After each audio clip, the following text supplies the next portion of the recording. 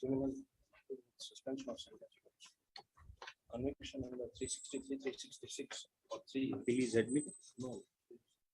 Then first of all, you kindly start with that. Yes. What is the conviction? 363, 366. Kindly read that operative portion. Page number 47 of the Yes. आरोपी number 2 EP को कलम 363 566 506 સાથે કલમ વાતા 114 505 સાથે વાતા કલમ 17 ના મુજબ શિક્ષાના પાત્રના ગુનામાં. Kindly read page 52, the final order.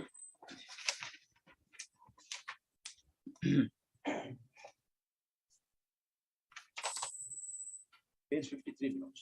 Yes. The applicant is 52, final order. Yes. that is of applicant number 1 belongs. I am Yes. accused number 2. Accused number 2 is on page 53. આ કામના આરોપી નંબર 2 અનિલ ઉર્ફે ઘોઘો કલ્યાણભાઈ બાવળિયા પોલીસ સ્ટેશન ગુના register number 6 ના કામે call 363 મુજબના શિક્ષાપાત્ર દોષીબંધ કરાવી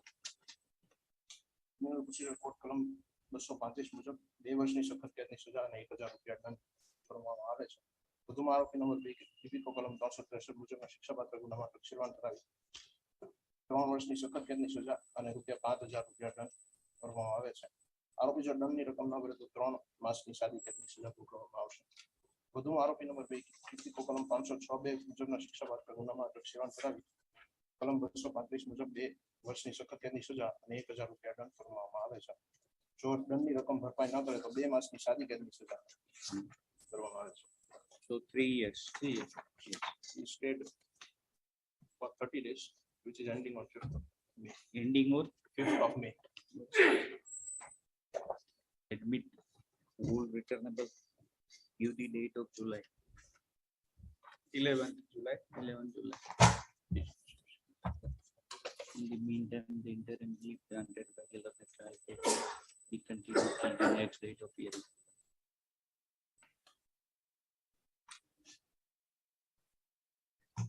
Serial number 3, Mr. Y.V. Trumpet, learned public prosecutor. Please, Your Lord. Here was case number 46.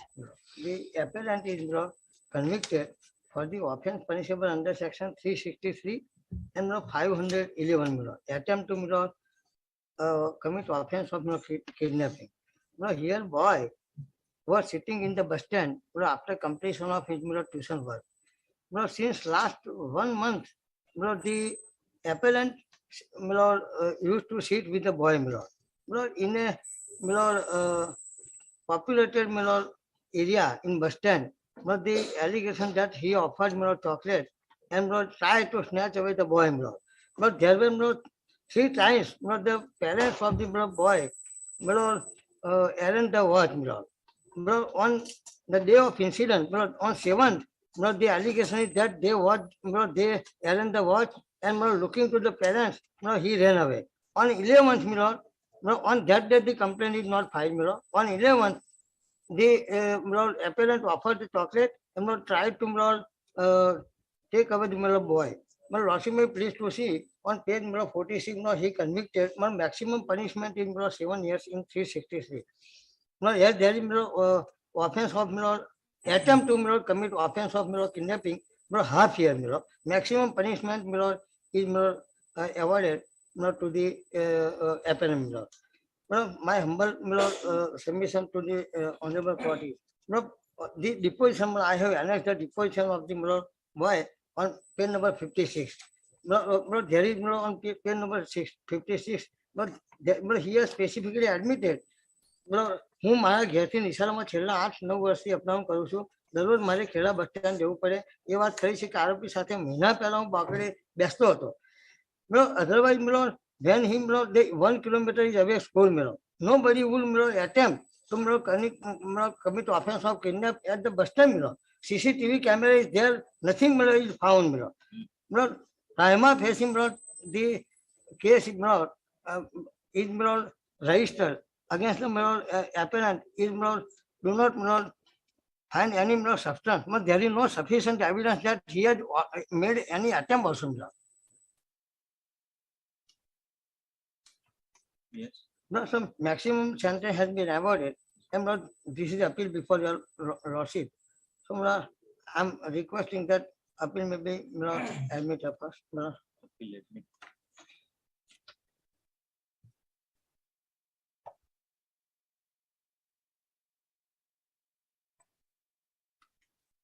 But Full returnable. may I request one thing? Yes.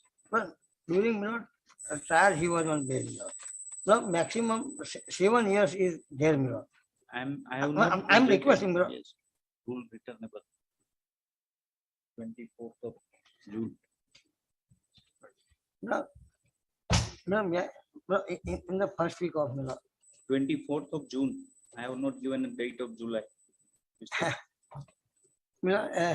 in the first week, may I, can I, 23rd. 23rd.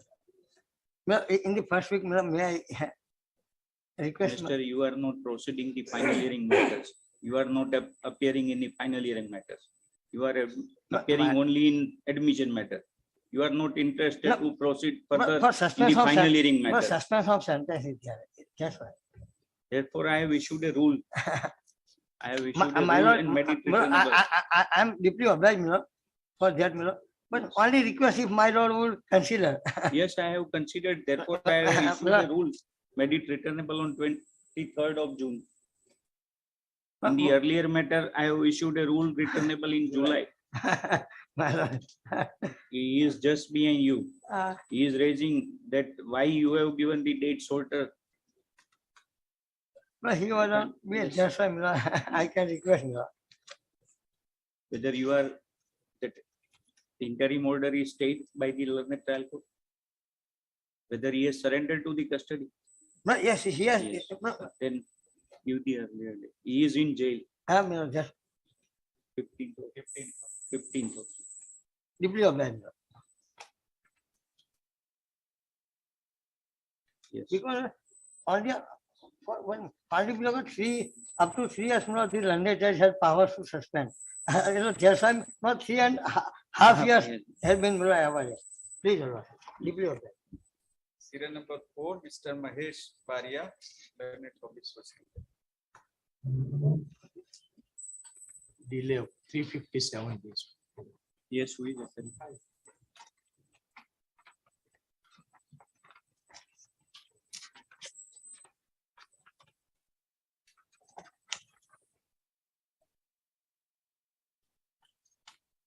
Application, present application for is filed under section 5 of the Limitation Act for condonation of delay of 357 days in preparing the criminal appeal. Considering the arguments made in the application, more particularly in paragraph 4 onwards up to 7, the petitioner has satisfactorily explained the delay causing in preparing the present criminal appeal. Hearing the learned counsel, Mr. Baria and Mr. Patel, the present application deserves to be allowed. The application is hereby allowed. Rule made absolute delay is condoned. And appeal may be Appeal will listed. be listed. It will be listed by the registrar. Please oblige. Number 5, adjourn on request. Serial number 6, Ms. Deepshikha Mishra, learned public prosecutor. This is the withdrawal amount as per the dishonorable court order, my lord.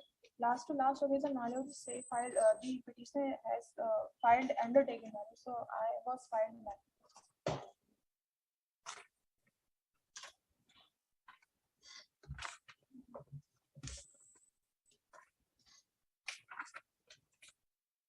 Where is that undertaking?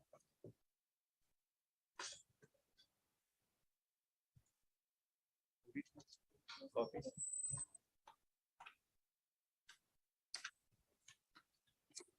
Yes. Yes. Yes, Mr. Who is appearing?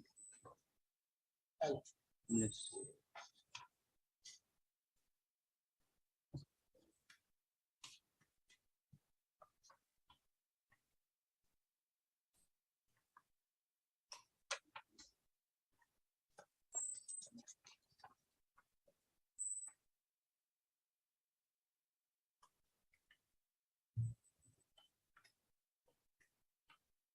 She is a sister.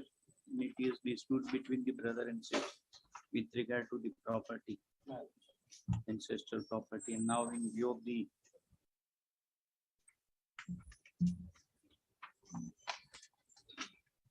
Undertaking is by the respondent. yes.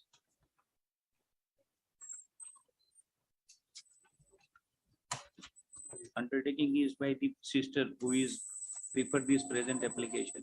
Yes. Original respondent. He is the original Yes. complainant. Complainant. Yes. He wants withdrawal of the amount. Yes.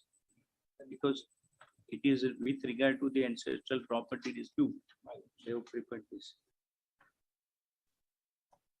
And brother has deposited that amount in the court. When it is final outcome, it is subject to the final outcome of that. Page 11, minutes, Yes. condition number 3. The present applicant is original respondent and public original complainant who has prepared the criminal complaint against the We observe that notice is served upon the respondent. yes. First of all, Tom, the notice is issued to the original respondent number 2 and 3, none present on behalf of the respondent number 2 and 3. Then this order. The present application is for withdrawal of the amount which is deposited by the original respondent number 2 in compliance of the order passed by this honorable court into coordinate bench of this honorable court. Video order dated 7/12/2022 in miscellaneous criminal application number 18055 of 2022.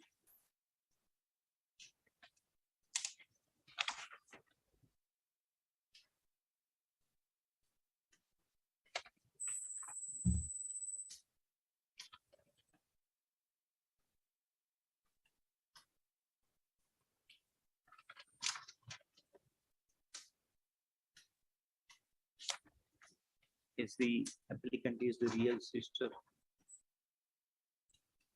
and the dispute with regard to the ancestral property. The amount which is deposited by the original accused against whom the present applicant has filed the FIR being CR number Roman 1 11191 024220 of 2022 before Ramol police station.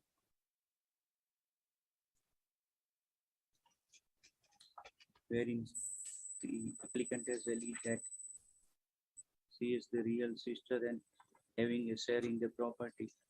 In spite of that, the brother has disposed of the property. He snatched away the share of the present applicant. Therefore, the brother has already deposited ₹7 lakhs, which is lying in the registry. Now, present by way of the present application, the applicant has preferred the disbursement of the said amount and withdrawal the said amount. She has also filed the undertaking, which is produced on record dated 24/4/2023. Considering the fact and the averments made in the application and the undertaking, the applicant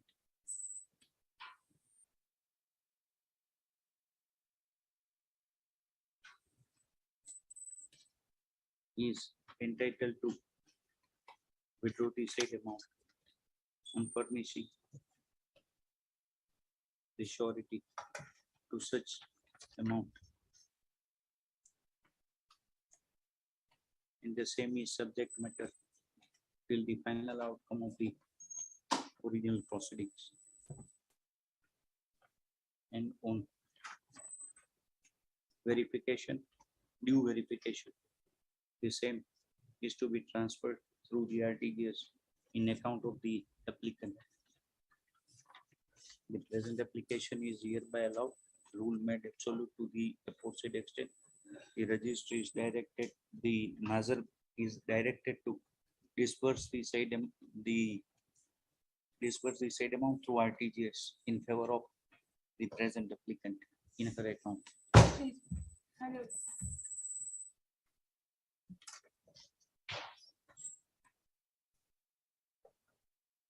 7 onwards, finally, take up suspension.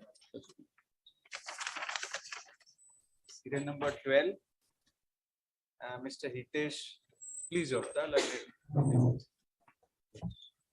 Lordship, it is for the suspension of the sentence, Your Lordship, wherein he has been convicted for 5 years, Your Lordship, out of which at annexure A, page number 7, there is the custody certificate wherein he has completed more of the partial conviction, Your Lordship.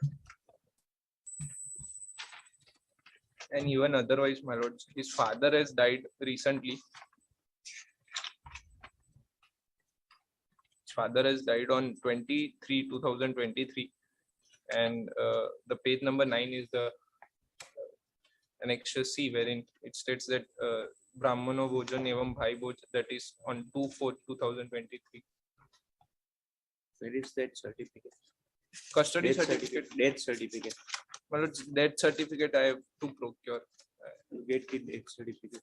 Please, Your Lordship. We consider. Will please, Your Lordship. First Oblige. week of June, First reopening of. Re- We'll see that. Please, Your Lordship. 7th of June. 7th of June. Please, Your Lordship. If you are seeking that, before that you have to produce on record. My So apology. otherwise that can be over today. My apology. Oblige. 13 and 14 adjourn on request. Serial number 15. Miss Yes. May I make a request? If my lord may keep it at 2:30, I'll get it. The debt. 32 days. Please, Your won't be Lordship. possible. Please. Immensely. 15. Miss Mayuri Chauhan, Learned Public Prosecutor.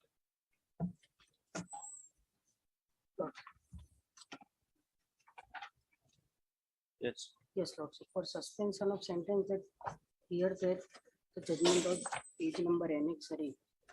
Yes. There is the jail. Here remand. is applicant is a lady and his husband both are convicted under 10 years. Husband has already passed away in the jail that I have annexed with the suspension of sentence also not immediate.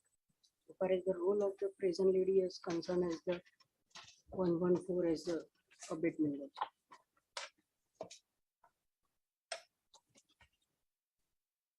Have you supplied the paper? Yes, yes. Yes. May I have the papers that last occasion You before? wait for some time, ma'am. Yes, Lord, sir. Wait for some time. Yes, The offense is serious.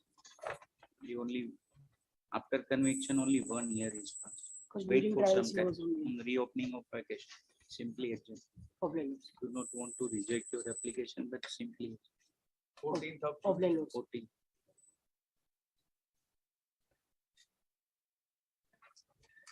Serial number 16. Mr. Bhavik Samani, Learned Lordship, Public Prosecutor. this is the 306 matter. Last time your lordship had called for the jail records because 2.5 years he has undergone of the 10 years. And there are contradictions in addition to the fact that the parents who were actually alleging have clearly stated that the mother has stated that they are not in contact with the girl just before she committed suicide. But there was a call, it is alleged that the father called, the girl called the father saying that she will commit suicide. Except for that, there is no communication. The mother said that since they got married, we are not in contact with them.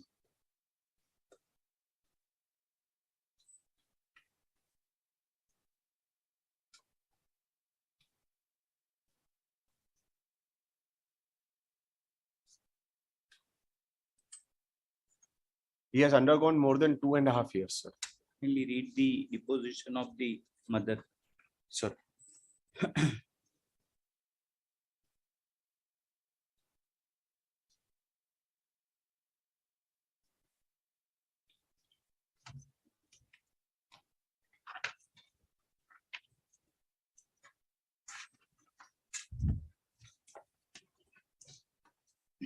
Sir, para 2. મારી દીકરી નિહારિકાએ અમારી મરજી વિરુદ્ધ court marriage કરેલ અને તેને તેની પતિ સાથે વટવા ખાતે રહેતી હતી. અમો તેને બોલાવતા ન હતા. પછી આગળ ત્યાંથી પૂરું નહીં મારી કરવાનું. દીકરી નિહારિકા આ બનાવના 2 મહિના પહેલા અમારી ઘરે આવેલી અને મને જણાવેલી કે મારા પતિ નિલેશ કઈ કામ ધંધો કરતા નથી અને દારૂ પીને sir, this is a standard statement for every witness. We have Sir. to just go by this. But sir, And you there are is no convicted, independent Mr. evidence. We Sir. will consider at the time of final hearing. No case is made out. The present application is for suspension of sentence. Considering the deposition of the mother, it is a serious case and it is supported the version of the prosecution. Is Sir, the present if I application- may, sir, only point out one thing. The mother's deposition itself, she states that she has not said this, sir. Page Mr. number 20. Sir, only one line, sir, please. Yes.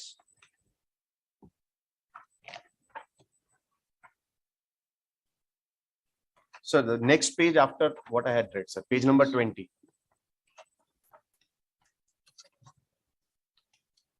Para number 7, sir. Police ઘરે આવે ત્યારે અમે બધા ઘરે હાજર હતા. તે police વાળાનું નામ હાલ મને યાદ નથી. પોલીસે મારો જવાબ પોલીસ સ્ટેશનમાં લીધેલ. તે સમયે મારા પતિ હાજર હતા. જવાબ મારા પતિએ લખાવેલ. She has not written the answer as per her statement. Will consider, considering the serious allegations against the present application. No case is made up. Present application is hereby dismissed.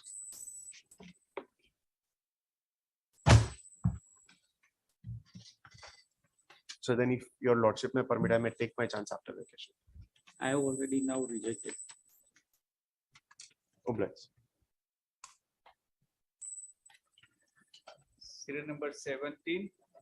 Mr. Malaglu, considering the deposition of the father and mother, the case is duly supported by the version of the prosecution witnesses. And hence, the learned trial court has convicted the present applicant. And he is convicted for a period of 10 years. And after conviction only 2 years, he is remain as a convict. So no case is made out for suspension of sentence. Hence the present application is hereby dismissed. Yes. Then if your lordship permit, there are a lot of other contradictions I would like to show. If your lordship, We'll consider at the time of. because sir, Since the main appeal is pending, we have not decided the Sir, appeal. that is, We have just considered your, yes. I get, sir, even in the paper book, there are contradictions regarding the date, the way she, even the independent, sir, the only problem. We'll consider, Mr. We have not say no to it, but not, it is no case for bail, Oblige. please. Serial number 17, Mr. Darshit Rambat, learned public solicitor.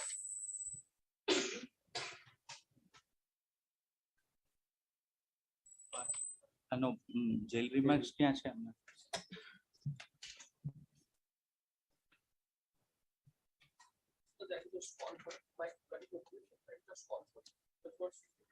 Yes. Next.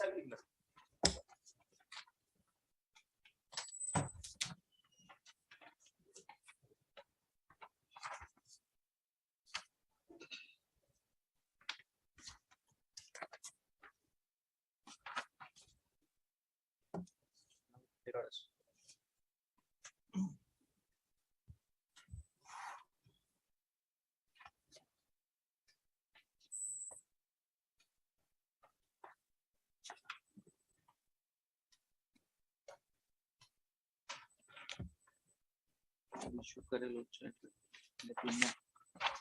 We'll see that. Pass. Serial number 18, Mr. Kishan Daya, Mr. Amir Pathan, London Public Prosecutor. Lordship, Mr. Pathan has some difficulty, so requesting for some time. Beyond vacation. Okay. 6 July.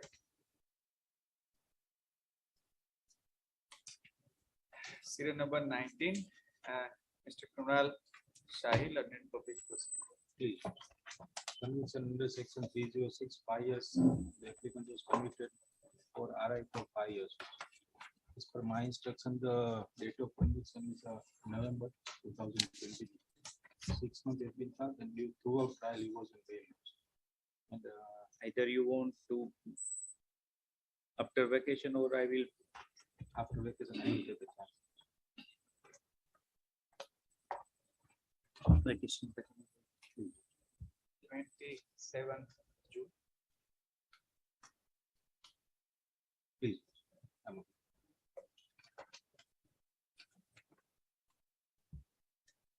Serial number 20, Ms. Shija Nair, London Public Prosecutor. Yes, Lord. It is the regular way application under appeal. Yes. Section is under 363, 366, 376 to N and under section 3A 4, 5, 5 bracket 1 and 6 of POSCO Act. He convicted in for 10 years and rupees 65,000. You should kindly see the page number 8, paragraph 3, third line. तारीख आ कामना बनावो 15/3/2016 ना रोज बना लो अने फरियाद 14/4/2016 ना रोज बना लो. Then on the applicant is released on bail on 2016 onwards. This is on the ground that the same paragraph. What is the age? Age is 17 years, 10 months and 5 days, 12 days. 17 years, 10 months and 12 days. The same incident happened earlier also. It is showing at page number 9, paragraph 5 in the bail order. Act बनाव पहले पण भोग बनार अर्जदार साथे भागी गेल होवानी हकीकत छे. So admittedly she is minor, not completed 18 years. Not completed 18 years. Wait for some time. Yes. Otherwise we'll reject your application. I will wait. Yes. Now she is married and living with happily with one child also. That is why that we do not want to disturb all these things. Yes. Otherwise, this is not a case. I mean, 10 years conviction is there, Yes, Lord. and considering the fact that she is being a minor, Yes. earlier also she is loved with you. Huh. So that On is why- that time, there was no any complaints made about it. even on the contrary, at that time she was minor. Even Yes. prior to that, 6 months also. Yes, Lord. So I'm not rejecting your application right now. Wait for some time at least.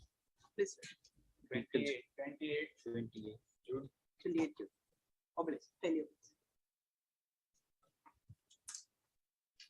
21 is kept at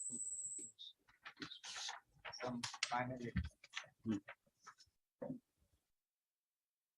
Now no finally. Very yes. Lord. Yes, Mr. Now only 2 days remain. We do not want to open any Lordship, particular matter. Because we are unable, I am unable to even dictate the judgment. I appreciate. So, I appreciate. Only 2 days are left, yes, but some shorter date in opening. yes, reopening. It is with regard to prevention of corruption. We already sorted it out. 14th. 14. Lordship. Grateful.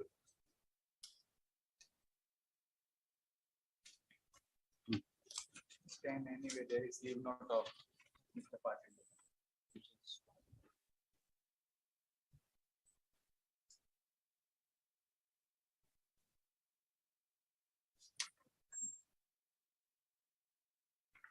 Board 7 and 9 by learned public prosecutor. Board 7, learned public prosecutor, Mr. B. M. Mambukia. It is under which provision, Mr.? Yeah. Yes. Whether paper book is there?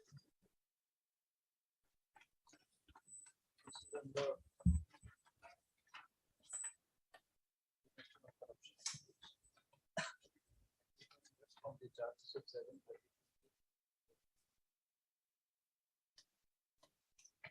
Yes.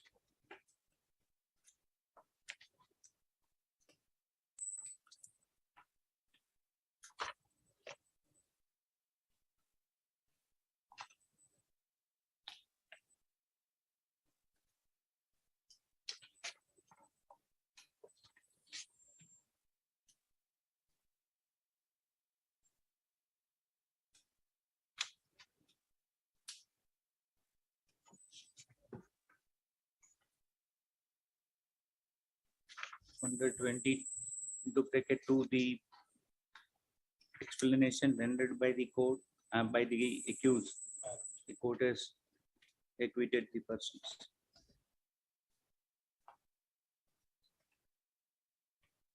You see that after reopening of application, you are having the paper book. Okay, just prepare of reopening of application. We'll consider 12th of 12.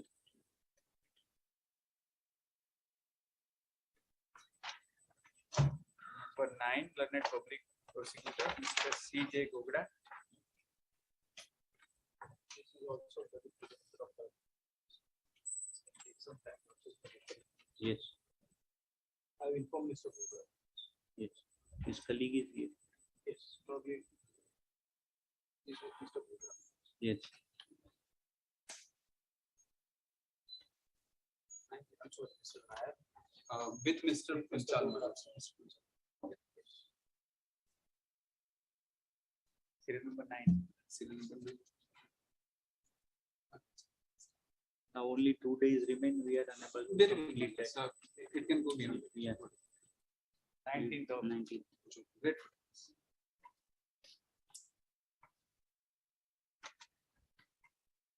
17, Mr. Darshit Brahmbhatt.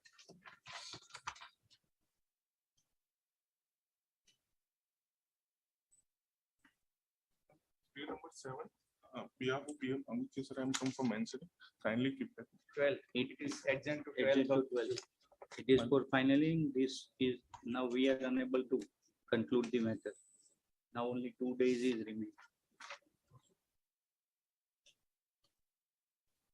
It is already adjourned. Only 17 now. In the matter of Mr. Brahmbhatt, Mr. In the matter of Mr. Brahmbhatt,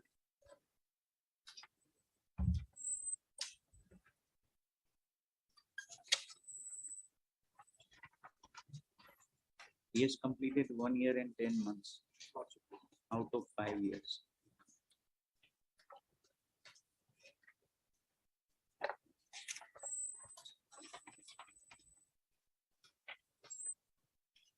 That's convicted for 304 part 2 for 5 years. Yes. 498 and 504.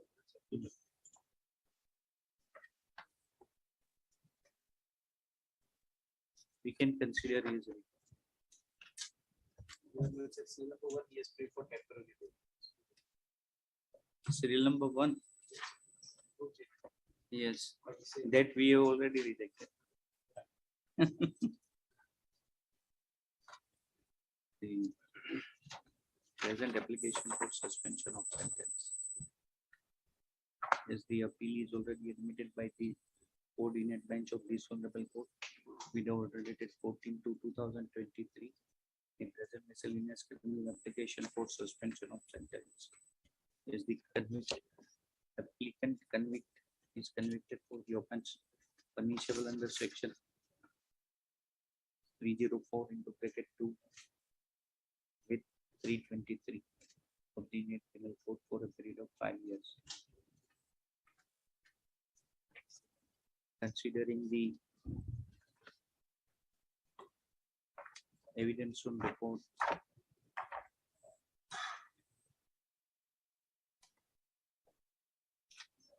In the deposition of the witnesses, the applicant deserves to be enlarged or temporarily on regular bail.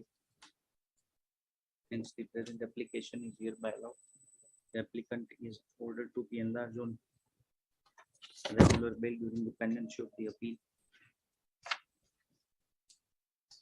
Will make absolute in usual terms and conditions. Direct service. Huh? Bhagwan.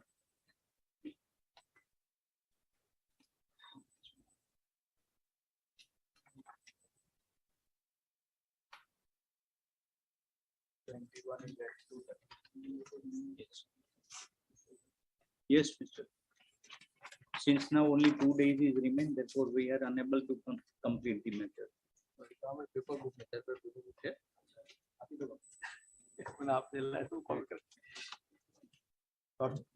Therefore, I would just simply adjourn beyond vacation.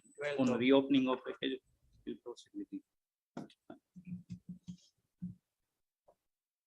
Anything at 2:30?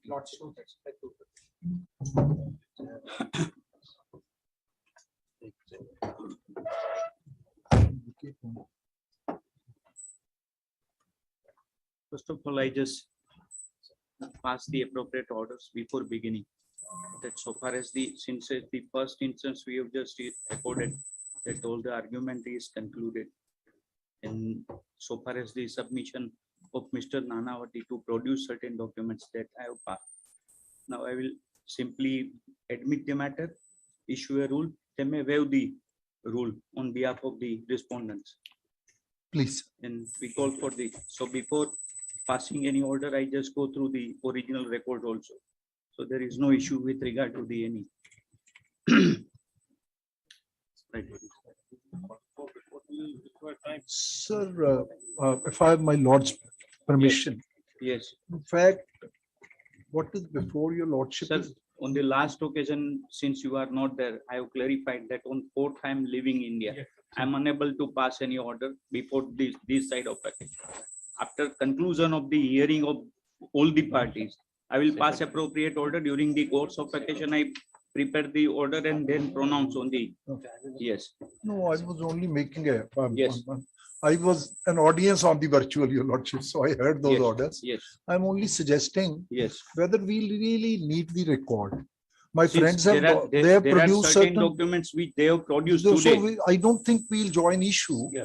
We are before this In court. fact, it is not legible, sir. So therefore, I need to just go through the original records. Please, It is for personal satisfaction before passing any order. Lord, Yes. I'm equally worried about my lord's schedule, my lord. Yes. The time we are dealing with is. Therefore, we conclude the hearing. Please, If it is not concluded today, then we continue tomorrow. please, your lordship. We conclude the hearing Please, your lordship. before departuring. And thereafter, we keep the matter CAV. Look, I have an innocuous suggestion on the Yes. part of the record, if your lordships kindly permit me Yes. to make a Yes. suggestion. You can. But I have an entire certified copy of the entire record for your That- lordships perusal. So I'm only trying to, obviate. Before passing any order, either if I call from my records or if you are producing the record, it doesn't make any. Because before passing the order, at least I just satisfy myself. Well, In so I was only trying to while obviate passing the- the order, I will go through the records. We'll make available Yes. that certified copy. So at least that portion, my learned friend But has since the. it is your first prayer to call for the record and proceedings. That is what the law That is the law provide. That can't be. But no, it can But surely that be would have dispensed been- with. Well, if when they have certified copies preferred- are but- available. I can only say While this much. going through the records, if I am dictating the order and if there is something which I need to go through that, therefore I am calling for the records. It is not, I am not delaying any. No, no, So that's. No, that's not the. yes. Today or day after tomorrow, it will be over If we are before by your all lordships. means. The argument is already now, I will heard the matter before parting the. Yes. the rule. The learned counsel, Mr.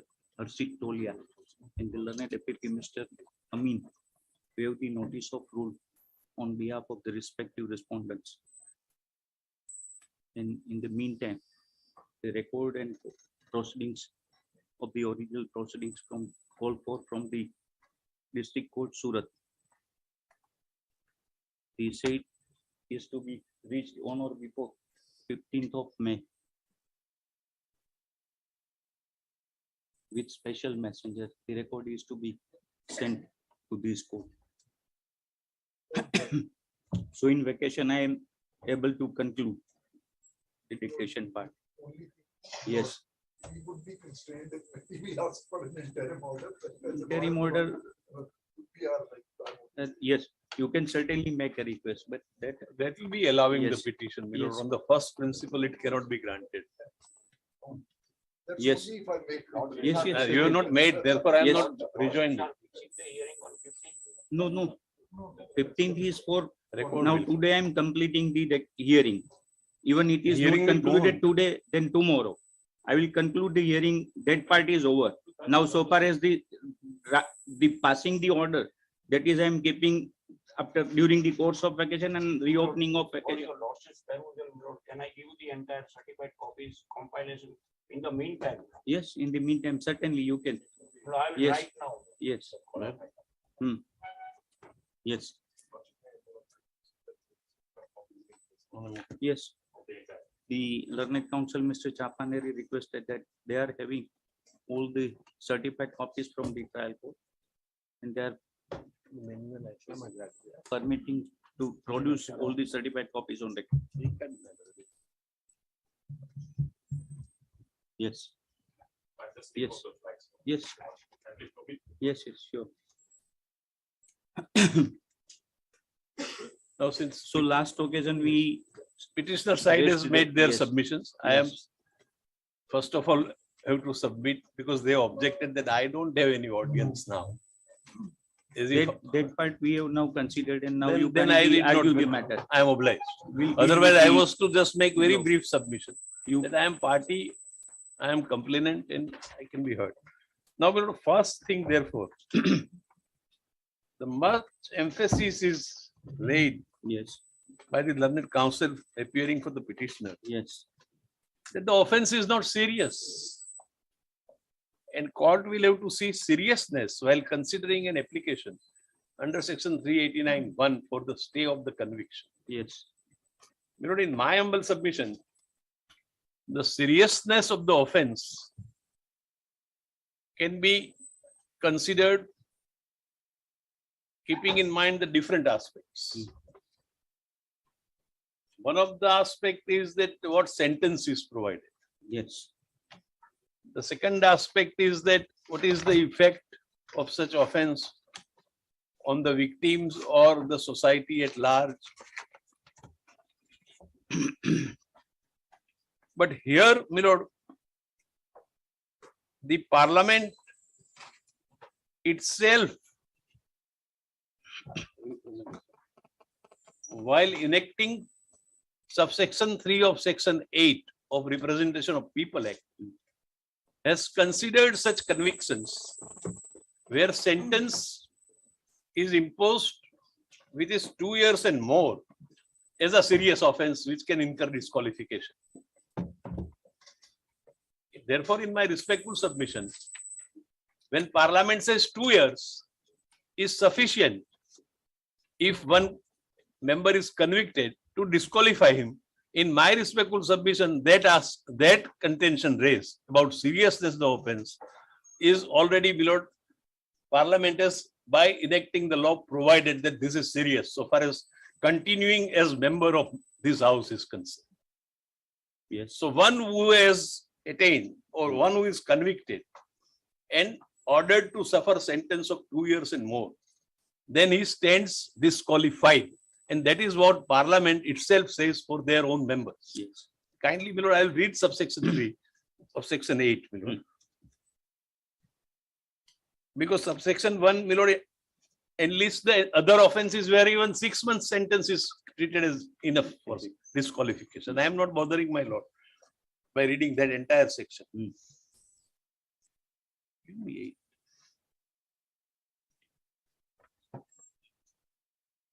Yes. Kindly see, my lord. A person convicted of any offence and sentenced to imprisonment for a not less than 2 years, then bracket, other than offences referred to in subsection 1 or subsection 2 shall be disqualified from the date of such conviction and shall continue to be disqualified for a further period of 6 years since his release. Yes. So, my lord, in my respectful submission, that seriousness is considered by Parliament itself, because this is the only consequence which is placed into service. That this will be an irreparable injury. This is irreversible. I will suffer. I will not be able to contest. I will not be able to continue as MP. No other grounds are stated, neither in the petition nor in the submissions. The only sufferance which is shown is that I will lose my membership and I will not be able to contest. Now that sufferance is, provided by Parliament itself, not by the court. Court has not disqualified you. Neither the trial court nor even the complainant's complaint has disqualified you. It is the law made by Parliament disqualifies you because it is 2 years. Had it been 5 years, then 5 years, 7 years, then 7 years. But 2 years, and the sentence imposed is 2 years. So this is first ground. Therefore, seriousness is not to be judged here at this stage. When your lordships are considering a revision application against an order of passed by the Sessions Court, rejecting the prayer of 389(1) for stay of the conviction. Sentence is suspended, undoubtedly. So this is first part so far as seriousness is concerned. Yes. And he is therefore visiting with this eventuality of disqualification because of the operation of law, not because of any judgment. Judgment is after the adjudication, appreciation of evidence led, judgment imposes this sentence. There the court's function has ended. Appellate court will consider validity of that judgment at the relevant time. Yes. But the law enacted as whatever I wanted to submit, I'm briefly submitting on this issue. The second aspect is that why such subsection 3 is immodized. That's the reason behind it. To maintain the dignity, sanctity, and purity of the highest constitutional body of the country. That we don't have members in our house, if it is elected to continue as members of Parliament, if they are sentenced to suffer sentence of 2 years and more. And that is the obvious object and reason for enacting these provisions of disqualifications. The Constitution of India is not providing or any act, like Representation of People Act, for qualifications to become member. Yes. But disqualifications are provided, taking aid from Article 101, 102 and other articles. I am not taking your lordship so that to show that all this is required, but disqualification provisions are there. Disqualification provisions operates on its own. Then, my lord, straight away I may invite my lord's kind attention to the judgment of Lily Thomas, my lord, where subsection 4 of section 8 is struck down as ultra vires, which otherwise was providing that if you just present an appeal within 90 days, then it is ipso facto automatic stay. The Supreme Court says that this can't be done. This is beyond your competence. And therefore, it is struck down. But while striking it down, my lord, kindly see relevant paragraph 34 and 35 of Lily Thomas, my lord. Running page number 157 to 178.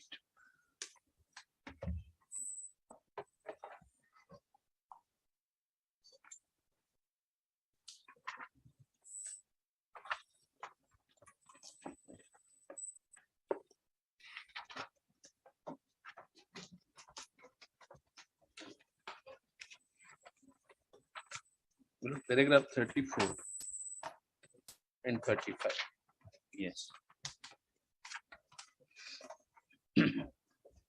We do not, this is why I'm not reading the other paragraphs for the time being, subject to my lords granting me permission.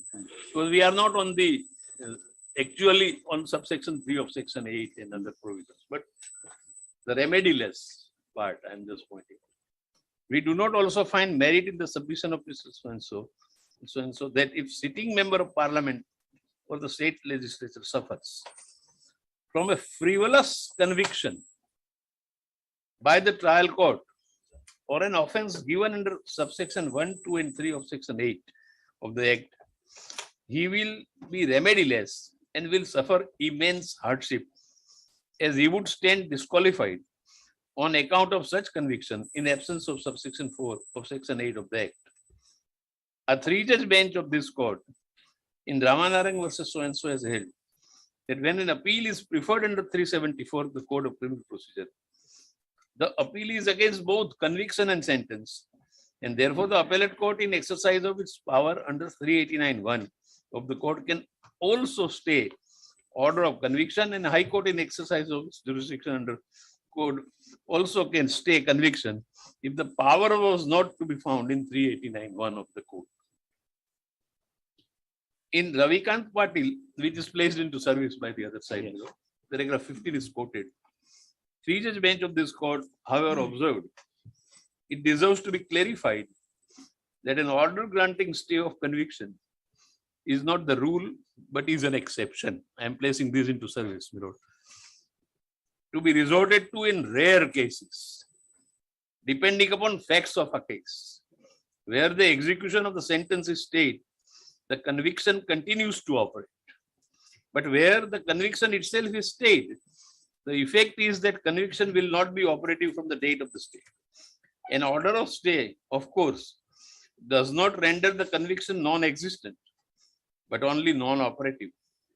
Be that as it may, insofar as present case is concerned, an application was filed specifically seeking stay of the order of conviction, specifying the consequences of if conviction was not stayed.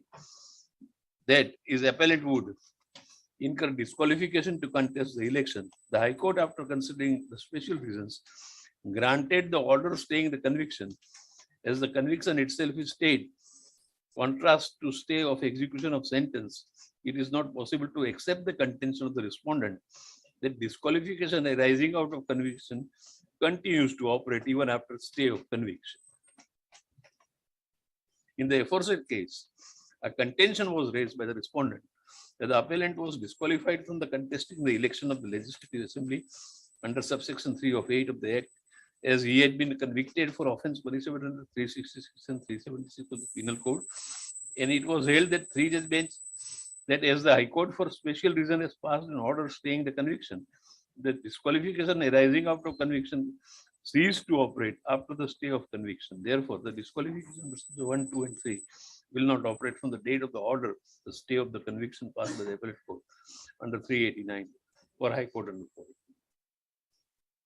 But the purport of reading these two paragraphs is that they are not remediless. So remedy they have invoked, they have filed application, but it can be granted in exceptional cases, in rarest of rare cases, not rarest of rare in the context of death sentence to be awarded. I don't say, not pitching that high. But they must point out that it is a frivolous conviction. And if it is not pointed out, the frivolous can be from the allegations, trial, evidence which has come on the record, admissibility of the evidence, etc. The grounds are canvassed, but they are good for appeal, not for this application, in my humble submission. So, my lord, this is on that, my lord, their main submission is that I will lose my membership. I will not be able to contest in all for 8 years. I am out of the house. Now, there, my lord, with respect, I would like to submit of the facts of the case, that what were the utterances made and why the complaint was filed. You will kindly see those utterances made, witnessed by and heard by a live witness, apart from electronic record. I am not entering into it. Lord. Aamoda.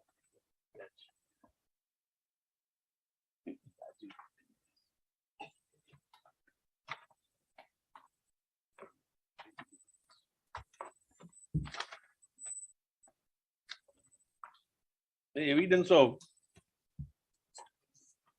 we have filed those documents, yes. Yes. You know, page number.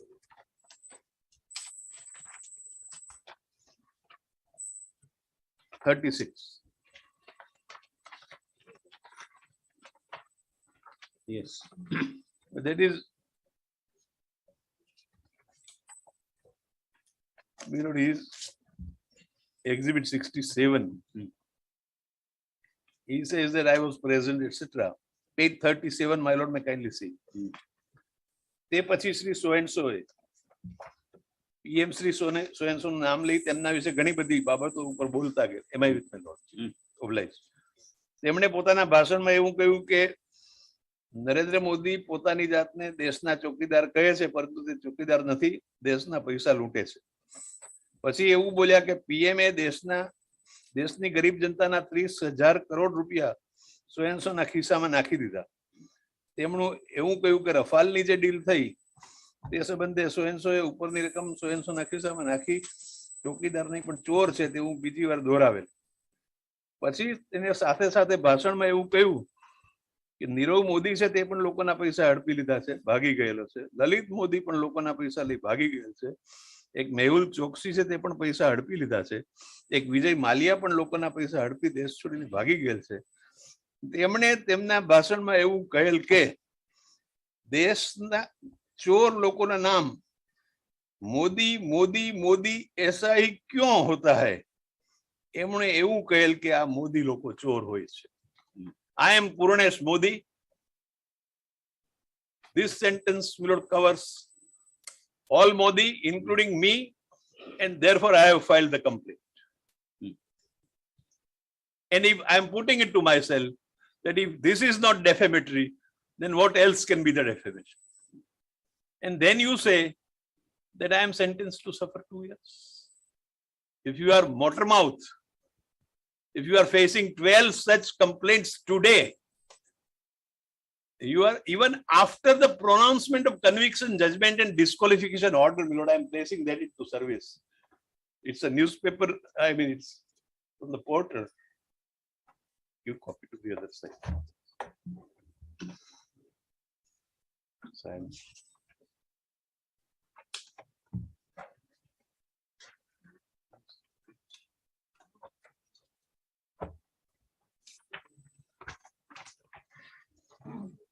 This is what his stand is, my lord. Page number. Am I happy to say? Page 7.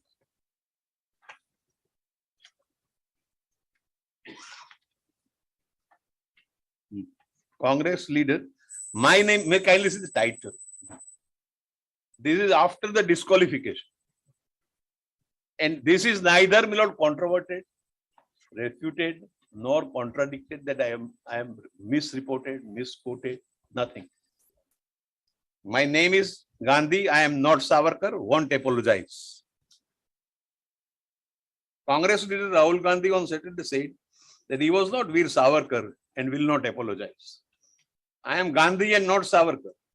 And Gandhis do not apologize. He said at a press conference here, a day after his expulsion from parliament, following his conviction in defamation case. The former Wayanad MP thanked the opposition for the support and said his disqualification will be a weapon against Narendra Modi. I am happy that they have given the best gift ever. Have the gift. Why are you praying for this gift? Keep the gift with you. Enjoy the gift. He went to say that the country has given me love and respect, and alleged that his disqualification is because the Prime Minister is scared of his next speech in Parliament. The senior leader further said that he will continue doing his work and that it does not matter if I am inside the Parliament or not, I will keep fighting for the country. He said that his disqualification is directly related to Prime Minister, who does not want him to speak about his relations with so-and-so. Rahul said that the public knows that so and so is corrupt, and now the question is that why so and so is saving him from the investigation. He also said that he is not scared and will not stop asking questions about alleged relationship. I will not stop court. I will not stop asking questions about whose money is 20,000 crore that has come out from the shell companies. I am not scared of prison, sentence, disqualification and others. I am not that type of person, and they do not understand me. I am not going to back down and will stick on the principles. Even if I am disqualified for life, then also I will keep raising questions. Fight for the people, he added. My voice is being suppressed. Rahul Gandhi said and claimed that he spoke to the speaker against the false accusation made for minister. It was on Friday. That's what. This is where now this is the public stand, and the stand in the courtroom is different. This is all that my endeavor is to point. If this is your public stand, then whatever matters, disqualification or sentence or conviction, I will speak. Very well, if you are motor mouth, you speak. But then don't come with a prayer here. Here you are making prayer. You are well within your right not to apologize. Nobody can compel you to apologize. But then, for consequences, don't make you and cry like a crybaby. That look here, I will be removed, I will be disqualified. That cannot be done in my respectful submission. That is not done. Either you stick to your stand, which is your public stand, or you say that very well I spoke. I never meant that. I never intended that. I never wanted to defame anyone or humiliate. That is not the stand. And this stand is not enough. Kindly see 313 statement. 313 statement on the sentence. This is not only here. Page 64 of the first paper we had yesterday.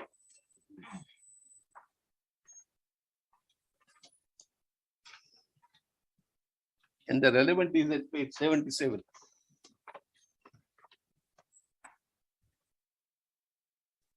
He is being asked questions under 313.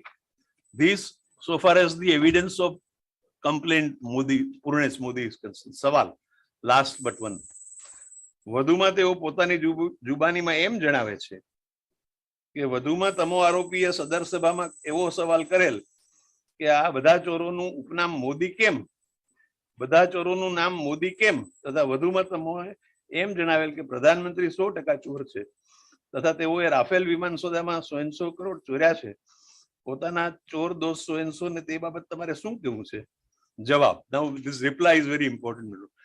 મને મારા ભાષણના શબ્દો યાદ નથી કારણ કે હું ઘણા બધા ભાષણો કરતો રહું છું, પરંતુ પ્રધાનમંત્રીના ભ્રષ્ટાચારી બાબતે હું બોલેલો. One, very well. The second reply on page 87. When he is asked questions about that so-called miracle witness as stated by the petitioner, that miracle witness question, page 87. સવાલ. વધુમાં તેઓ પોતાની જુબાનીમાં એમ જણાવે છે કે દેશના ચોર લોકોના નામ મોદી મોદી મોદી એસા હી ક્यों होता है?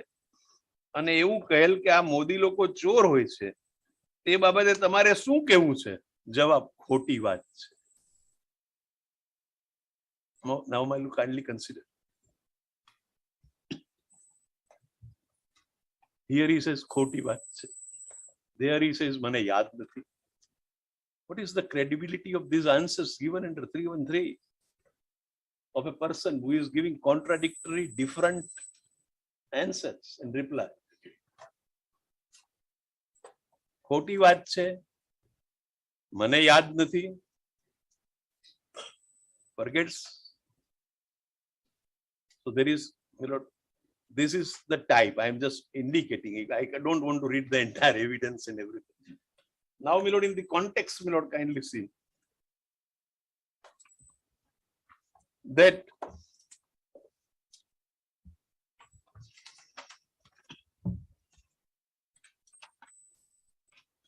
the conduct of the accused. I am on the conduct.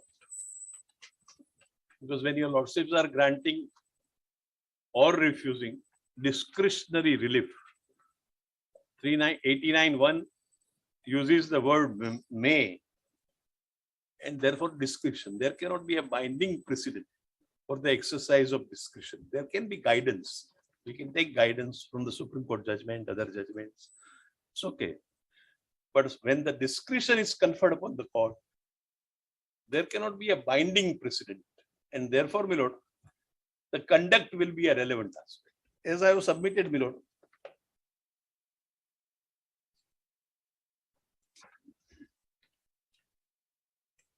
the about 12 offenses on page 103 of the paper book.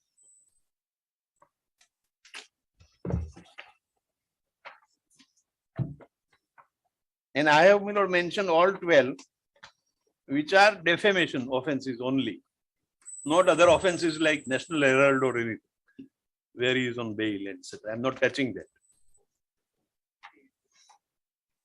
But so far as these 12 offenses are concerned, out of 4 or 5, my lord, cases are settled and complaints are quashed, to my knowledge, subject to other side pointing out otherwise.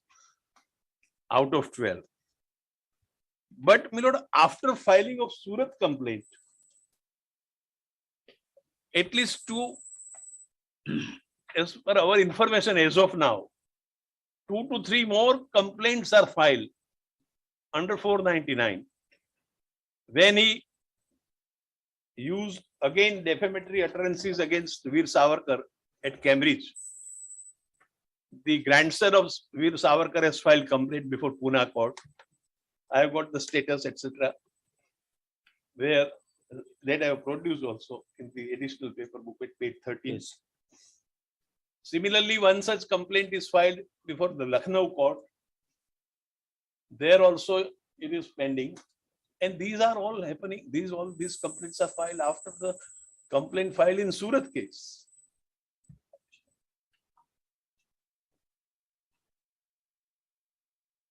Kindly see. But page 13 is after conviction, my lord. But Lucknow is not after conviction.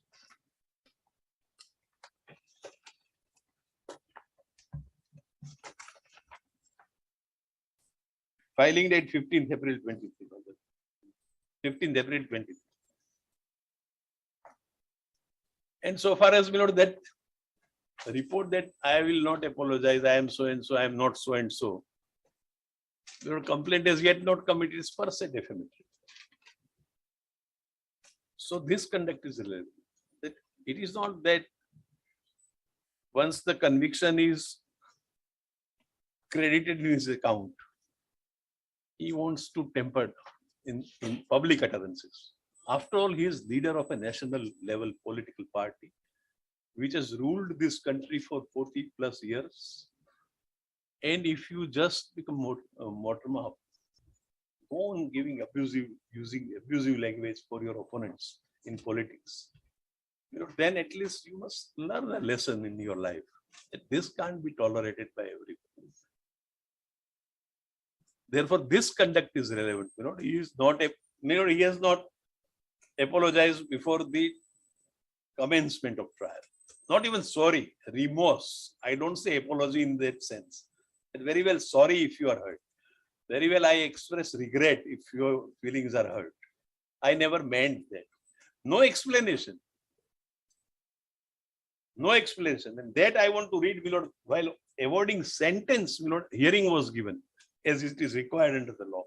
And what he has stated, my lord. Page 354 of the main paper.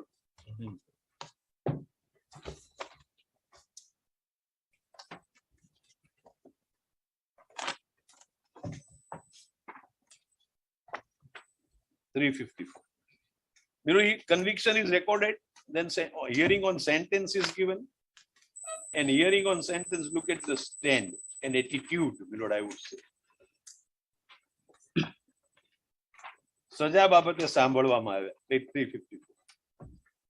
આરોપીને ઉપરોક્ત ગુનાના કામે તકસીરવાન ઠરાવી સજા બાબતે પૂછતા તેઓ જણાવે છે કે તેઓએ જે કોઈ ભાષણ આપેલું તે પ્રજાના હિતમાં મારા ફરજના ભાગરૂપે આપેલ. મારે કોઈ પણ પ્રજા સાથે ભેદભાવ નથી. તેમજ હું મારા દેશની તમામ પ્રજાને ખૂબ પ્રેમ કરું છું અને ચાહું છું. Any politician who has to contest election will say this. Nothing great about it. આરોપીના વિદ્વાન વકીલ દ્વારા રજૂઆત કરવામાં આવેલ છે કે આરોપી દ્વારા કોઈ પણ જ્ઞાતિનું અપમાન કરવાનો ઈરાદો ન હતો. Now this is now by lawyer. તેમજ ફરિયાદીને કોઈ પણ પ્રકારની વ્યથા કે નુકસાન થયેલ નથી. તેમજ આરોપીને આ ગુના અગાઉ ક્યારેય કોઈ ગુનાના કામે તકસીરવાન ઠરવામાં આવેલ નથી. તેમજ this is I am emphatically placing into service for my lord's kind consideration. આરોપી પક્ષે કોઈ પણ દયા કે માફી માંગતા નથી. So what option is left for the trial court to exercise the discretion while awarding sentence? If this is your attitude, then my lord kindly see ફરિયાદ પક્ષે I am not on that. Then para 4. સદર કામે ઉપરોક્ત બંને પક્ષોની રજૂઆત તેમજ કેસની હકીકતો તથા આરોપી દ્વારા આવેલ વિવાદિત નિવેદનને ધ્યાને લેતા તેમજ નામના સુપ્રીમ કોર્ટ દ્વારા આરોપીને એલર્ટ રહેવા સૂચન કરવામાં આવેલ છતાં આરોપી દ્વારા તેઓના કંડક્ટમાં કોઈ ફેરફાર હોય તેવું જણાતું નથી. તેમજ આરોપી પોતે સંસદ સભ્ય છે. સાંસદ સભ્ય તરીકે પ્રજાને સંબોધન કરવાની બાબત ખૂબ ગંભીર છે, કારણ કે જ્યારે સાંસદ સભ્યની હેસિયતથી કોઈ વ્યક્તિ પ્રજાને સંબોધન કરતો હોય ત્યારે તેની ખૂબ વ્યાપક અસર પ્રજા પર પડતી હોય છે. તેને કારણસર ગુનાની ગંભીરતા વધુ છે. તેમજ જો આરોપીને સજા ઓછી કરવામાં તો પ્રજામાં ખોટું message etcetera. These reasons are given, but because the order of the Supreme Court is relevant, Lord, in that matter where he was just cautioned, and that is the order of the Supreme Court.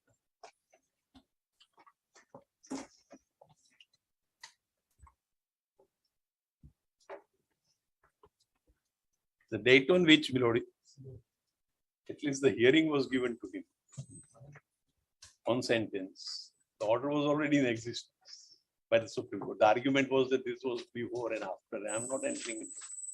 But the date on which, when you are heard on sentence, the order was already there, passed by the Supreme Court.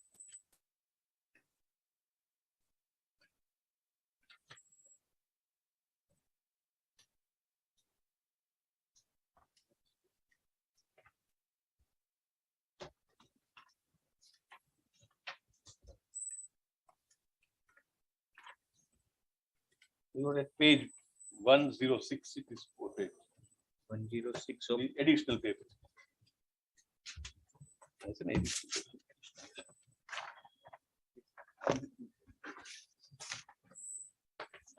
It is judge. It is part of the reply file before the sessions court. I am sorry. Here only in additional papers which we have supplied. that is I am very sorry for the 106. Only 2 paragraphs I am reading, and after the reply. it is reply filed by us Yes. after the 313 reply. Yes, I am obliged. Please.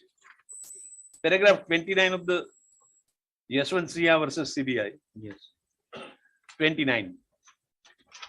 On arguments having taken place in this context and realizing the seriousness of the matter and the inadequacy of the affidavit, learned counsel for the contemptor took liberty to file an additional affidavit with an order dated 30 April 2019. This court left the admissibility and acceptance of such affidavit to be considered on the subsequent date. An additional affidavit was filed on 8th May 2019, stating that the contemptor held this court in the highest esteem and respect and never intended to interfere with the process of administration of justice. An unconditional apology was tendered by him by stating that the attributions were entirely unintentional, non-willful, and inadvertent.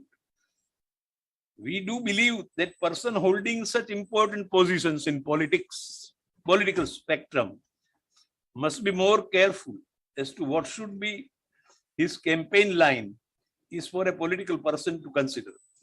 However, this court, for that matter, no court should be dragged into this political discourse, valid or invalid, while attributing aspects of the court which have never been held by the court. Certainly, Mr. Gandhi needs to be more careful in future. However, in view of the subsequent affidavit, better sense having prevailed, we would not like to continue these proceedings further. Thus, close the contempt proceedings with a word of caution for the contemptor to be more careful in future. This is the conduct.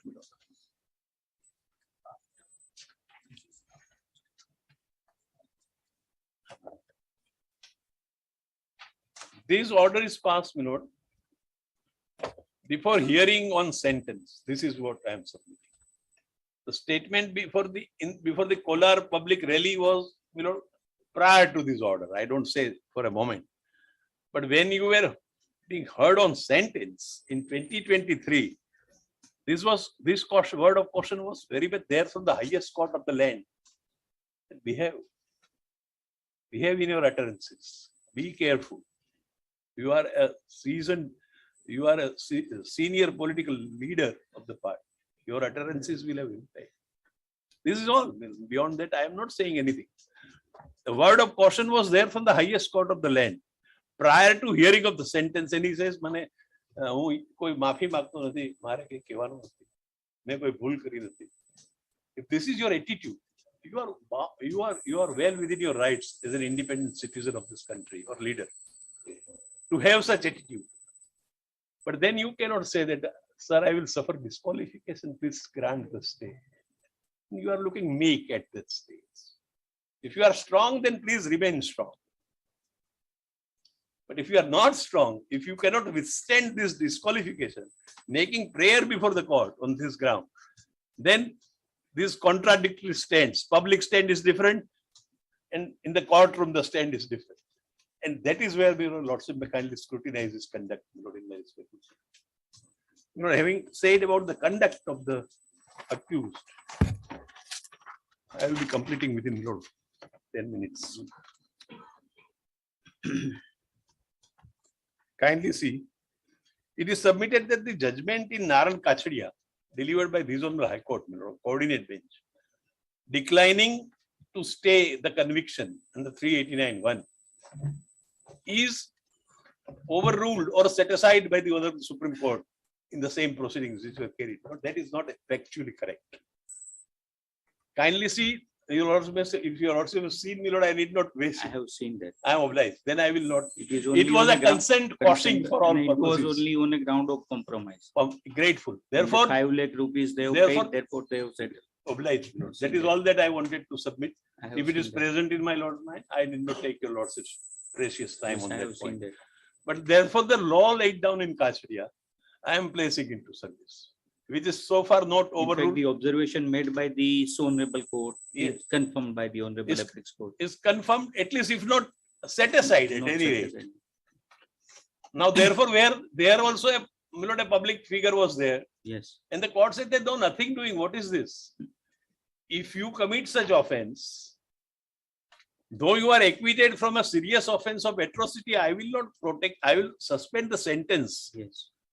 but I will not give you license to continue because of my order. Supreme Court order emanating.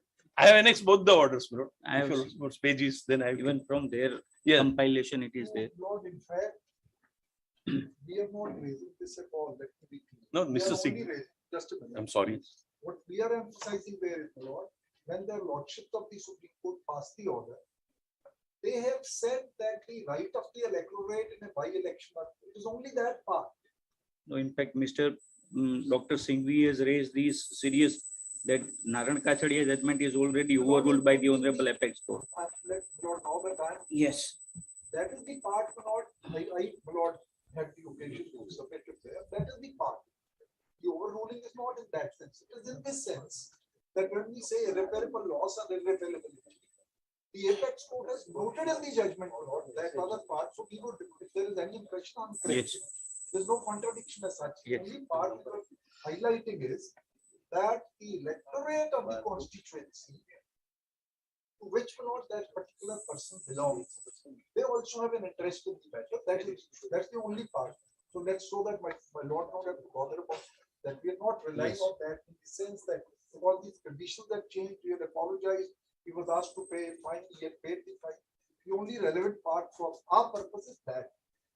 It's fine. Since the stand was taken earlier different, therefore I submitted this. Anyway, if that is the stand, I have nothing more to say.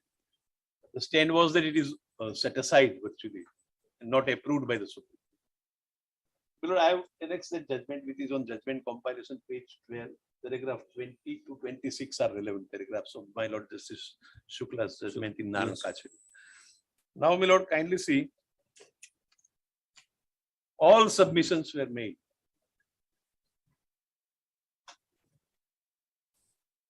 All submissions were made. Each and every submission, my Lord, I am not picking up and submitting reply. But the relevant is that except reading few paragraphs from the judgment of the appellate court, I am at least, I could not gather that on what grounds the judgment is being challenged. This is not the first application before the Honorable Court, High Court, under 389(1). It is already adjudicated by the competent appellate court. You are aggrieved by that order. Very well, you can file this proceeding. I am not saying anything. But then you will have to point out some infirmity, some error, factual or legal, committed by the appellate court. That is not done in my respectful submission. Once that is not done, this is not a first application coming for the first time before the High Court, and High Court has to consider. The validity of conviction also, my Lord, is not the subject matter of this proceeding.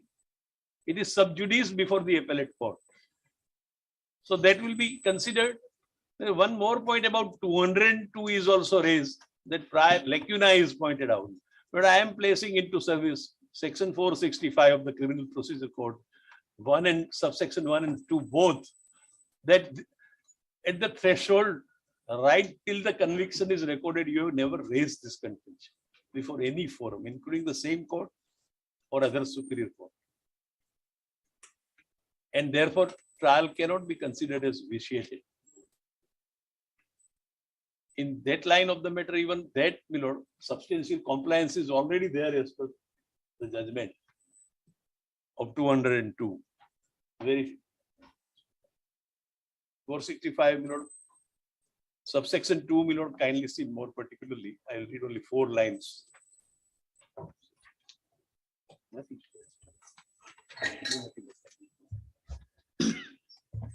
465 subsection. In determine, I'm sorry.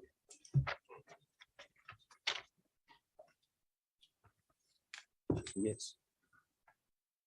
In determining whether any error, omission, or irregularity in any proceeding under this code, or any error or irregularity in sanction for the prosecution as occasioned a failure of justice, the court shall have regard to the fact whether objection could and should have been raised at an earlier stage in the proceedings.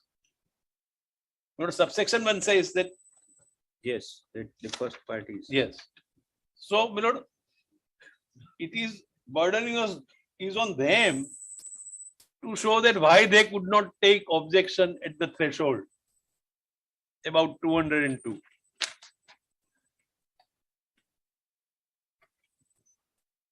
In my submission, my Lord, 202 is substantially complied with. My Lord. In the alternative, I am making this submission, my Lord.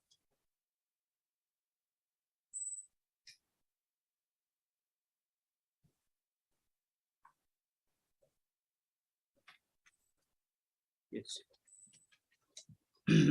So this is on that 202. Whether I am aggrieved person or not, my Lord, per se I am aggrieved. You leave aside the class and 13 crore and all that. I am Purnesh Modi, and you have said all Modis why they are thief. Yes. I am not in filing for 13 crore, my Lord. I am, at least I am humiliated, insulted, and defamed. So 199, I am aggrieved person. In persona. In person.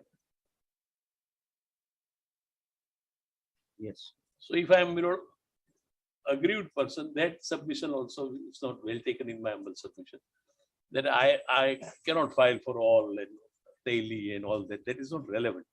Though it must have been discussed. But for this application, at least, if I don't have Modi's surname, stands on a different footing. I have placed material on record, which is considered by the trial court in the appellate court. That yes, I am Modi. I have changed my surname years back, decades back. And therefore, I am not bothering by reading that document. But otherwise, it is at page 80. New compilation, it is there.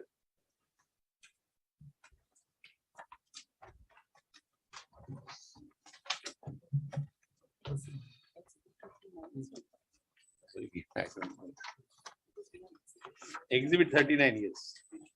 That is resolution passed by the government of Gujarat.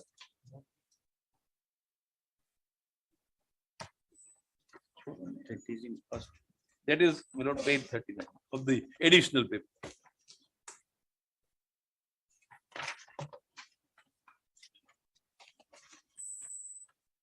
Nothing 39, it's different. Which paper? Page 25, exhibit 39, I'm sorry.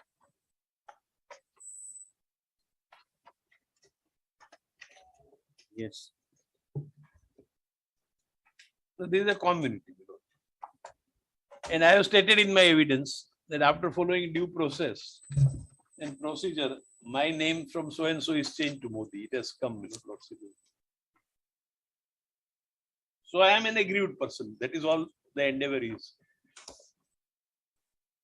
And that contention is also not raised in any proceeding so far till the conviction is recorded. That I have no locus standi. I am not an aggrieved person. You never said so.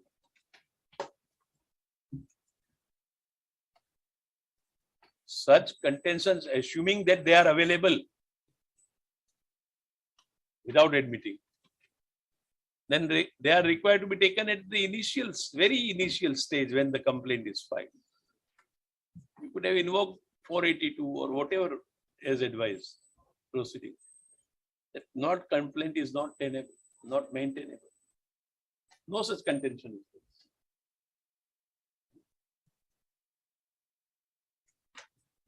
there. Much emphasis was laid on moral turpitude. Moral turpitude is undefined, is not defined by any law.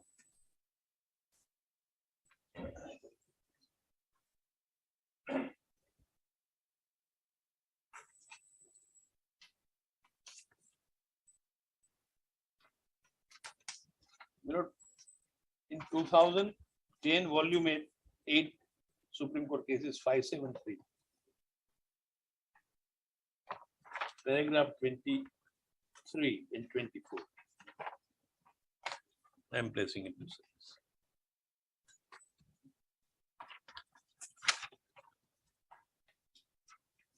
Please, moral turpitude means per Black's Law Dictionary 8th edition. Conduct that is contrary to justice, honesty, or morality in the area of legal ethics, offenses involving moral turpitude, such a fraud or breach of trust, also termed moral depravity. Moral turpitude means in general shameful, wickedness so extreme, a departure from ordinary standards of honest, good morals, justice, or ethics, as to be shocking to the moral sense of the community. And when you say that all Modis are thief, is it not, I am putting it to myself, moral turpitude? Coincidentally, the surname of the Prime Minister of this country is also Modi.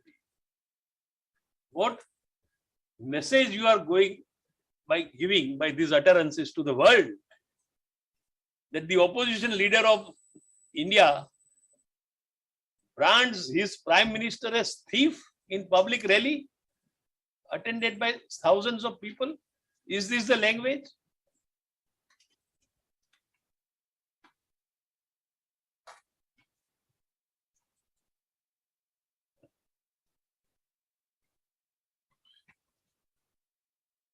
only on the next page, 581, Yes. in the quoted paragraph, which is quoted from Baleshwar Singh versus District Magistrate, 5 lines. It is discloses wellness or depravity in the doing of any private and social duty which a person owes to his fellow men or to the society in general. If, therefore, individual charged with certain conduct owes a duty either to another individual or to the society in general to act in a specific manner or not to act, and he still acts contrary to it and does so knowingly, his conduct must be held to be due to wellness and depravity.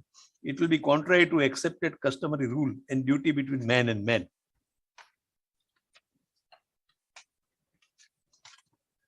And this is where the moral turpitude is, if at all. Prima facie. Seriousness of offense. Offense is not involving moral turpitude. It has no societal ramification at all. These were the submissions below. I am with great respect submitting that it is serious. Parliament says it is serious. It is moral turpitude because of this.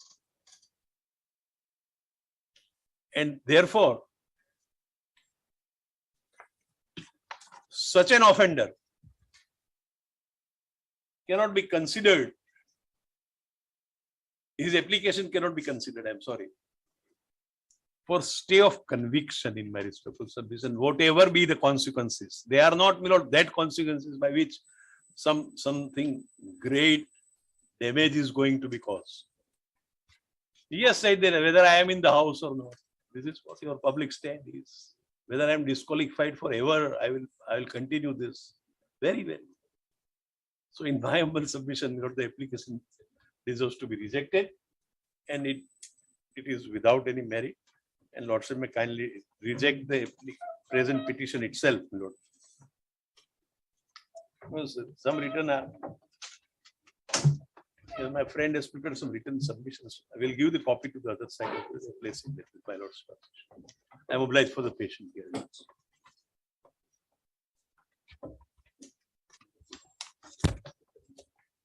Yes, Mr. PP, what do you have to say?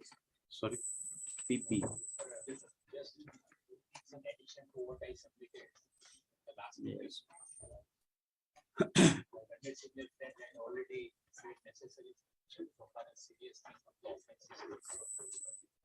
One more aspect with regard to seriousness would be for honorable court's consideration. When the act of defamation alleged, who is the offender? And as to who is the offending person. Now, offender himself, as per the submission of the legislative advocate, is the legislature. Their function is to evolve law, to legislate the law, and they themselves, I mean the petitioner himself, is breaking the law.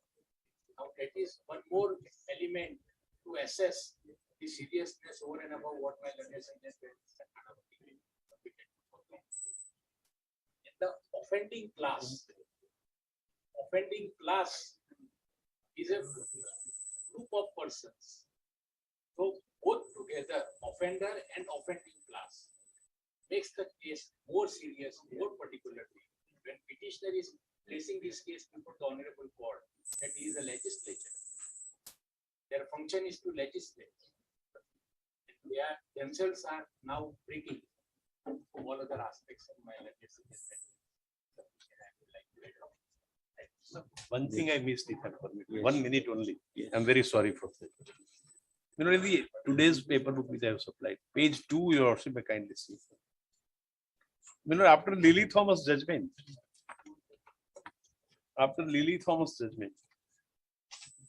the bill was moved before the parliament.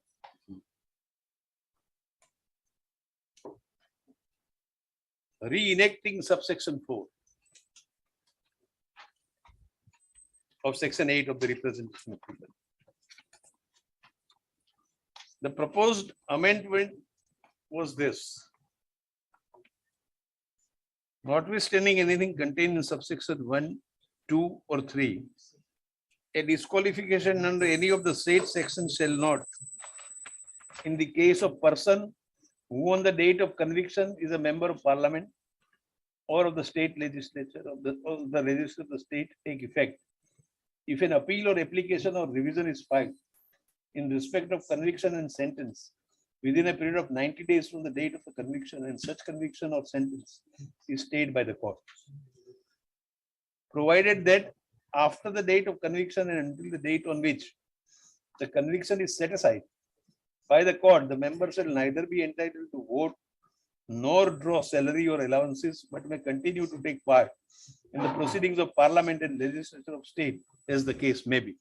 This is of 2013. The party of which the petitioner is leader was in power at the relevant time. When this bill was circulated, the present applicant himself, the newspaper reports are, I am not placing them into service because they are newspaper reports. But the report says that he torn off this bill, that what is this? I want purity of parliament. That is the legislative history of this. This bill has not passed. It was not moved at all thereafter. But it was not moved because the present applicant objected to it. This is all that I am facing. Otherwise, it would have provided relief to him today. I am obliged. Yes.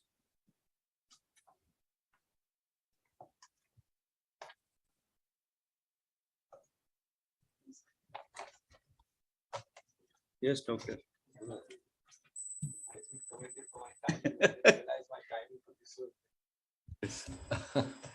Or I wonder whether it's my timing which is impeccable, or my friend's timing which is impeccable. He appears to have completed just when I arrived. I'm grateful for the accommodation. I'm sorry, Manoj, I couldn't come a little earlier, but there has been no loss of time. I seem to be exactly on time. Now, Manoj, let me go one by one. And you had a system which has largely apprised me of what has been happening. Some other leftover points my learned friends here will cover in addition. Let us just step back for a minute. I'm going to make pointed points for us and rejoinder. Let's just step back. What are we today here in? What is your lordship dealing with? Your lordship is dealing with 389. So my first question to myself, is there a section called 389? Obviously there is. Second question to myself, what is that section inserted for? For what purpose? To give a suspension of a certain act, conviction, etc., etc. What is the purpose of that section? The purpose of that section is, and can only be one, sole, that in cases where the conviction has a deleterious, serious, adverse consequence, why should your lordships, in the fitness of things, if your lordship so finds, not have the power to suspend it? That clearly is the object. Question number 4 to myself. Does 389 make difference, or does it make segmentation, or does it make categorization of the kind of offenses? Answer is clearly no. 389 is not offense specific. In other words, 389 cuts across the entirety. So it is wrong to suppose that there are certain offenses which are outside the purview of 389 or beyond the pale of 389 or somehow not contemplated as suspendable convictions or suspendable sentences. That very assumption is wrong. And the last question to myself is, how is then 389 operated? Not by looking at an act 8.3, not by looking at some section. It is operated by seeing certain parameters which my Lord has laid down. My Lord means the jurisprudence has laid down. That what are extraordinary circumstances? What are serious offenses? How, when, what, for what reasons, for what criteria would you suspend and would you not suspend? So that's my point number 1. Therefore, that's the first point. There is a section created clearly for suspension. The purpose and the rationale, the raison d'etre for that section is to give relief to a person accused of a certain crime so that the deleterious consequences of that crime are mitigated. And then it is not that certain things are put in a schedule under that section which are untouchable. No. And it is not, it is section neutral, it is offense neutral. That's my first point. My second point is that the courts actually have given us enough guidance as to when, how, and for what reasons will your lordship suspend. So the test is extraordinary circumstances. Now clearly there is no section which says in this act, section 2 bracket E, extraordinary circumstances are defined as so and so. That's not the way it works. Extraordinary circumstances, fortunately, your lordship has made reasonably clear in the jurisprudence and the judgments. And this is the fundamental error of the submissions of the respondents in this appeal, because they assume or think that there is an exclusionary element in 389 which is untouchable. And they take the word serious to be a self-serving phrase, that what the complainant calls serious or thinks serious is serious. So, what is that jurisprudence on extraordinary circumstances? It's a very interesting and a simple one.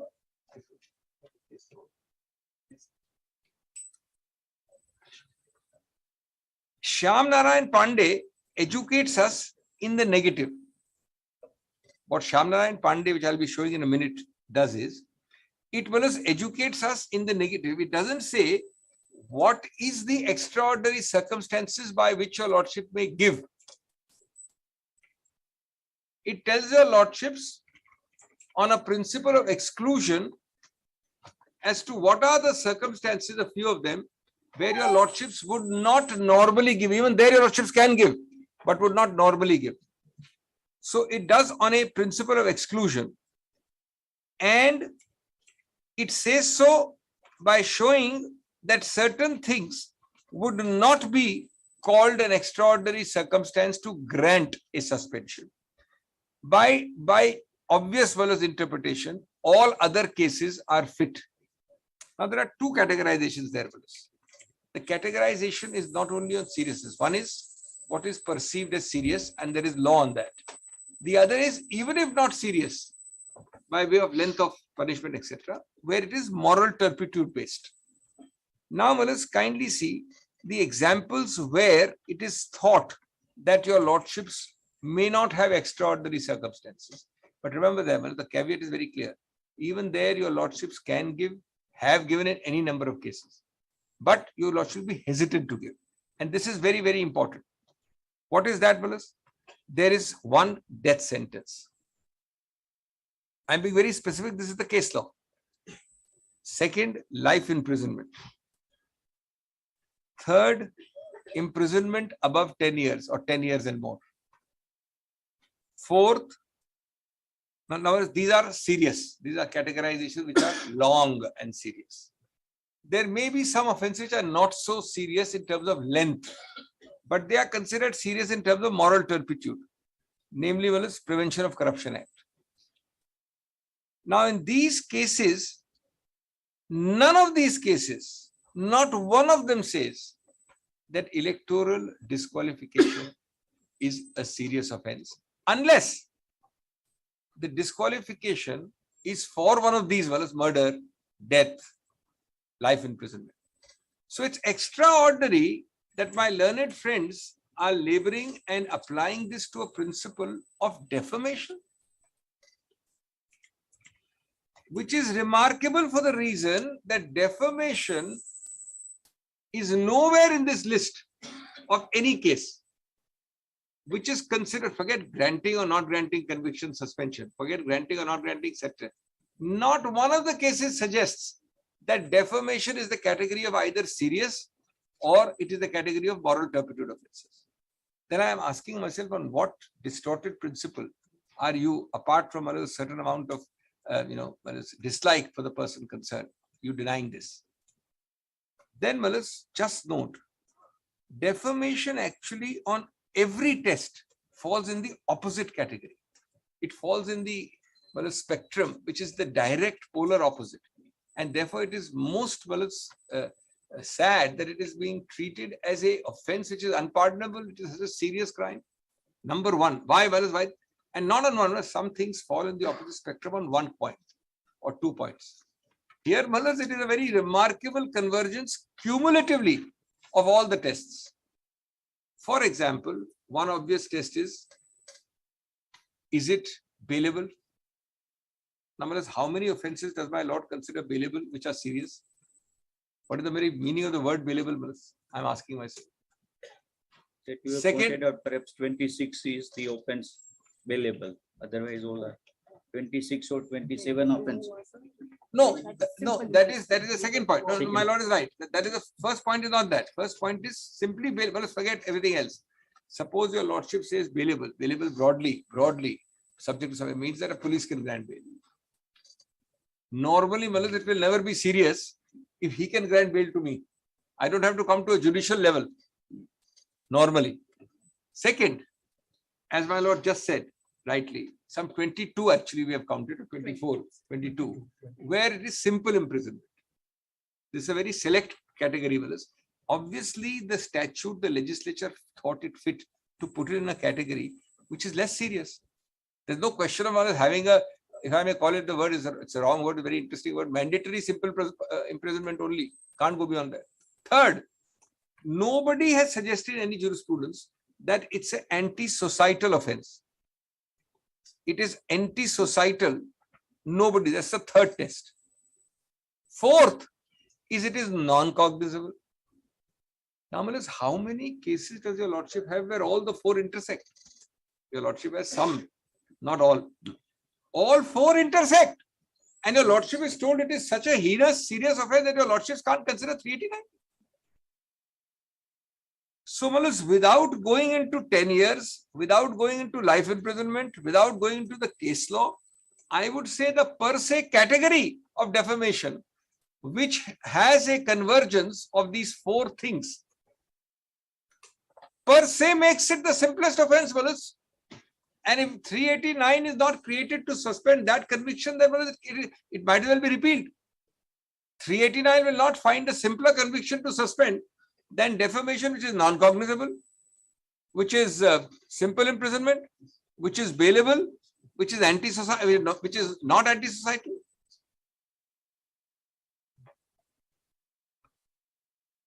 Therefore, Malas, my learned friend's suggestion, which I am told Malas he made today also, that because it is put in 8.3 and because there is an 8.3 disqualification, therefore it is more serious. No, on the contrary, Malas, that is a ground of irreversibility, which I am now turning to, Malas. Malas, these four tests are broadly, Malas, noted in Subramaniam Swami's case. Your lordship will note the citation which is there, Malas. It's in our compilation at You page have 1. provided this is first compilation. First case. Malas, para 176 notes these four characteristics. Para 176. Just check up. That it is non. And your lordship will note the second case, Malas, Shyam Narayan Pandey, yes, that which will is be in your lordship's compilation at page 135. In that Shyam Narayan para 6 and Subramanian Swami 176, especially Shyam Narayan, these four intersecting elements of this offense are noted. And therefore, Malas, I submit that if there is a classic offense, which is the mildest form of offense, which must lead to a 389 suspension, then Malas, it is this. The third aspect is, Malas, and that I argued at some length last time, is irreversibility. Well, actually, 389 is a simple test. Your lordship is not deciding whether I am guilty or innocent. That the trial court will decide or the sessions court will decide. But Malas, your lordship is doing what your lordship does in every case, criminal or civil. Kind of a lose, as I said last time, wrong word to use in criminal law, but still it's the same thing, balance of convenience. That is this problem, is this hurt, is this prejudice irreversible? Every case, Malas, because your lordship cannot do the final and the interim at the same go, involves a certain interim, Malas, decision and call to be taken by the learned judge. That call is based on, Malas, irreparable loss or irreversible nature of the injury. Now, whereas before I come to a couple of cases, or mainly one case with 2 paras, I want to ask myself, so I've done with the first part of the simple. I'm now on the, that's the nature of the offense.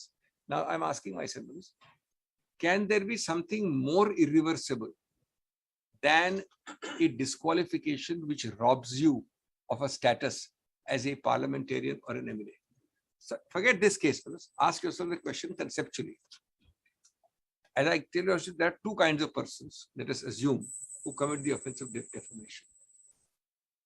I am a member of parliament, he's a non-member of parliament, both of us commit. Well, it's the member of parliament in that sense has greater irreversible prejudice in that sense than the non-member of parliament, because he loses his seat. That's a point in my favor, not against me.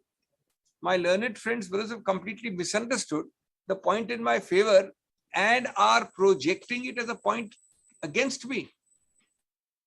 The loss occasioned to both of us is bad, because he loses mental peace, he loses so many things. I lose all of that. But one additional thing I lose is probably the most irreversible. There is no answer to that. I argued it partly in the opening. There's no answer to that. There cannot be an answer to that. One infant can't invent an answer. Well, I have already a certain portion of my last session. I have already my role as a parliamentarian in committees. Well, as parliamentarians or MLA, same thing, function both inside parliament and outside. So when parliament is session is not the only test. There are parliamentary committees, there are parliamentary papers, there are parliamentary interjections. They happen in committee meetings also outside of the session of parliament. Now, the last part of the last session he loses. Many committee meetings he loses, and the immediate next session he will lose in case he doesn't get a suspension. But that is his loss as a parliamentarian. Here again, there is an intersecting triple loss. There is a loss to him, naturally. He is there in public life to project the voice of a certain section of people. He loses that right. That's a great loss to him. And incidentally, I've had the privilege of being a chairman of many parliamentary committees. What your lordship sees in these cameras, real solid work is done in parliamentary committees. They say, parliament at work is parliament in committee. Parliament in committee is parliament at work. A far greater degree of unanimity and convergence happens in parliamentary committees than what your lordship sees on the cameras in inside the House of Parliament. In fact, there were a couple of proposals some years ago, when they've introduced cameras for parliament, that you should have cameras for committee meetings also.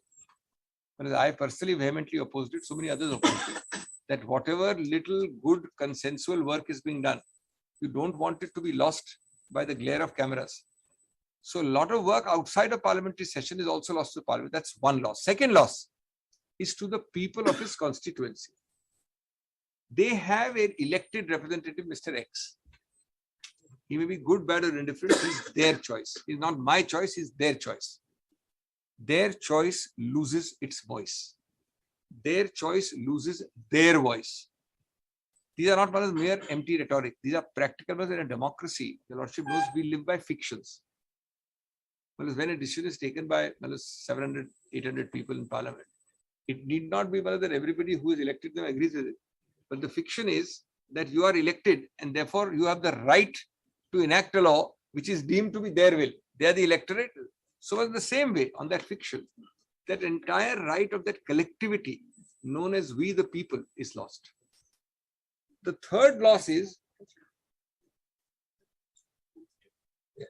the third loss is to the nation, because ultimately what is the collectivity across, so one is personal, one is constituency, the third is to the entire collectivity of parliamentary democracy, because parliamentary democracy is made of a collection of those constituencies.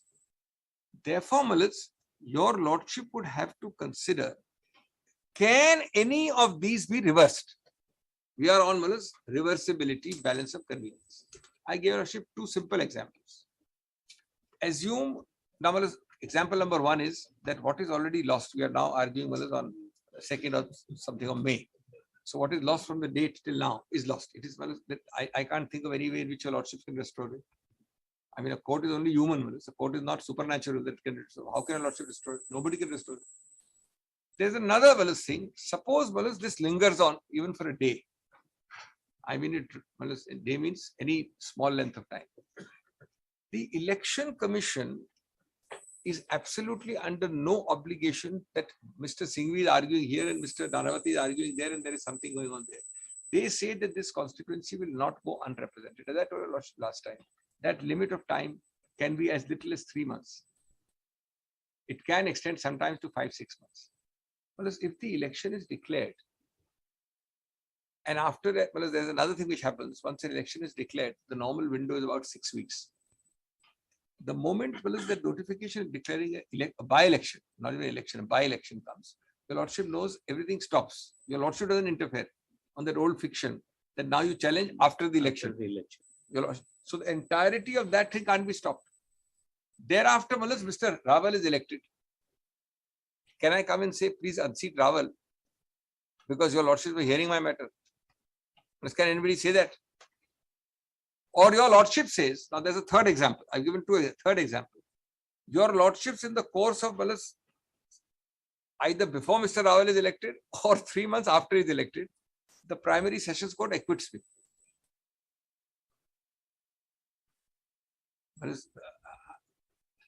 It's very easy. Tough luck, Mr. Singhvi, go and fight an election again. Yes. To make that balance, your lordship has a provision for stay of conviction. It is for that reason alone. Then there is a outer fourth facet, the cost on the exchequer of the election. Look at the concentric circles your lordship has. Personal core, collectivity constituency, larger collectivities of parliamentary democracy, and then the cost to the exchequer of having an election actually with a man already elected who has not completed his tenure, but who is subject to litigation, where he is arguing 389. This is a classic case. That is the real test. All this thing my learned friends are telling a lordship about how serious it is, or the evidence is only to satisfy lordship's conscience. Ultimately, the lordship test is only this. Now, in that light, just see 2 paras of a judgment called State of Rajasthan versus Salim Khan, 2015. Just para 21 and 22. 2015, volume 15 SCC, 666.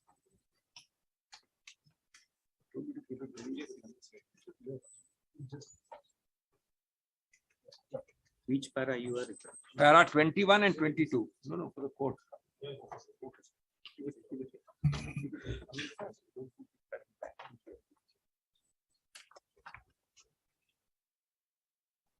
May I read 21? Yes.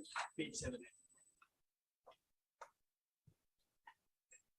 If some foreign country is not granting permission to visit the country on the ground that the respondent has been convicted of an offence and has been sentenced for 5 years of imprisonment under the Indian law, the said order cannot be a ground to stay the order of conviction.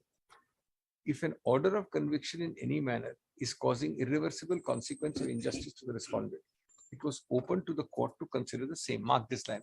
Irreversibility will vary. Your lordship is the judge of irreversibility.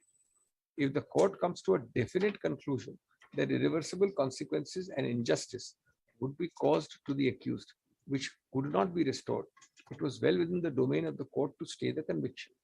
No such ground has been shown by the High Court while passing the impugned order.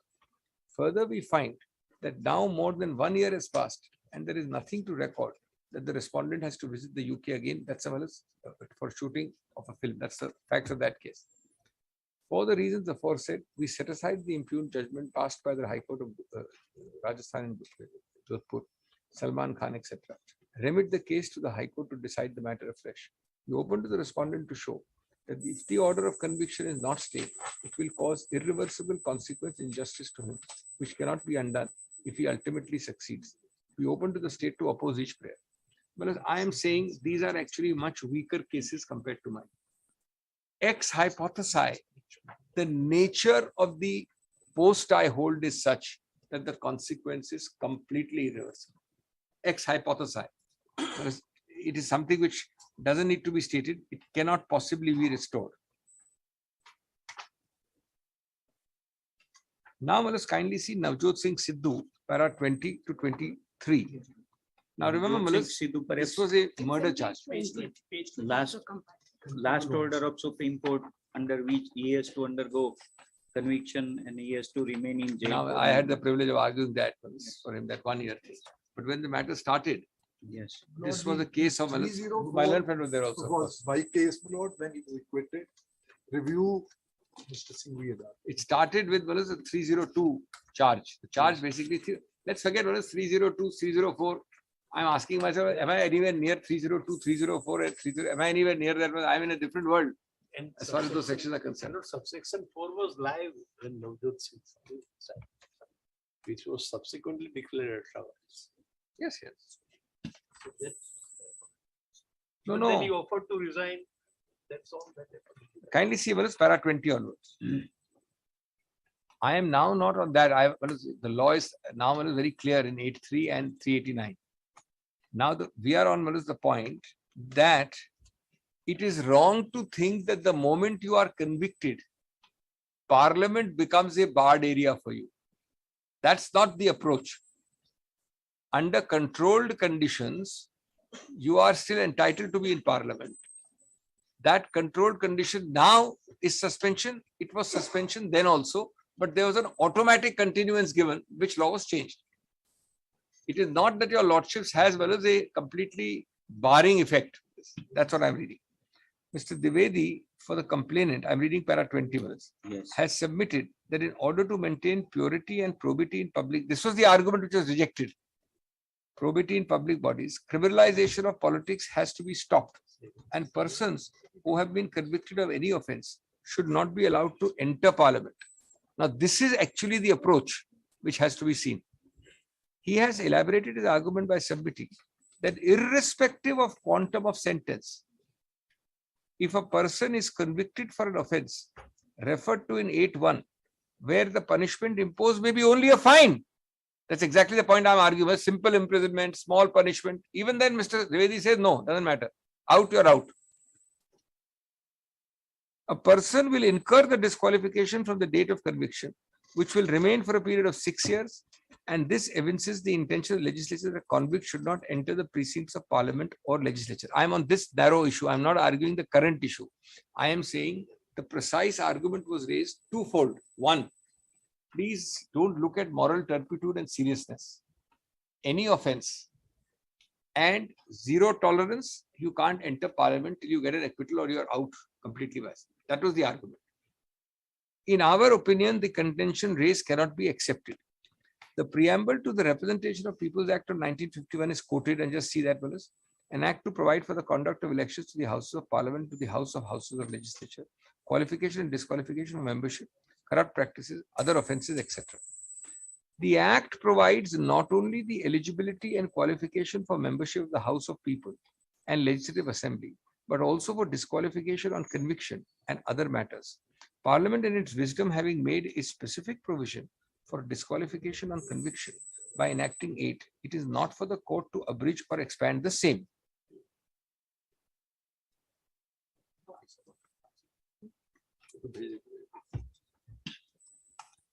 The decisions of this court rendered in Ramanarang and Ravikant Patil. Now, my lordship, remember when I opened it, I gave a lordship these judgments, and I gave the pages in the test also. Having recognized the power possessed by the Court of Appeal to suspend or stay an order of the conviction, and having also laid down the parameters for exercise of such power, not possible to hold as a matter of rule or to lay down, not possible to hold as a matter of rule or to lay down, that in order to prevent any person who has committed an offence from entering Parliament or the Assembly, the order of conviction should not be suspended. The courts have to interpret the law as it stands and not on considerations. Your lordship is really being argued today by the other side as if this is some kind of a heinous situation where the moment I'm convicted, you can't touch it, he can't enter Parliament. The whole law of suspension is made only so he can enter Parliament. So that all these 4 tests of personal laws, constituency laws, parliamentary democracy, and cost to exchequer are balanced depending on the context of a case.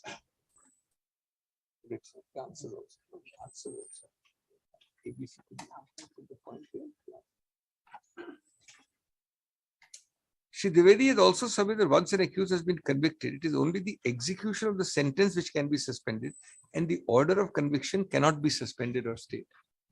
This is one again. Now your lordship is hearing conviction stay because it's been settled by the Supreme. Otherwise, the argument was you can't stay conviction.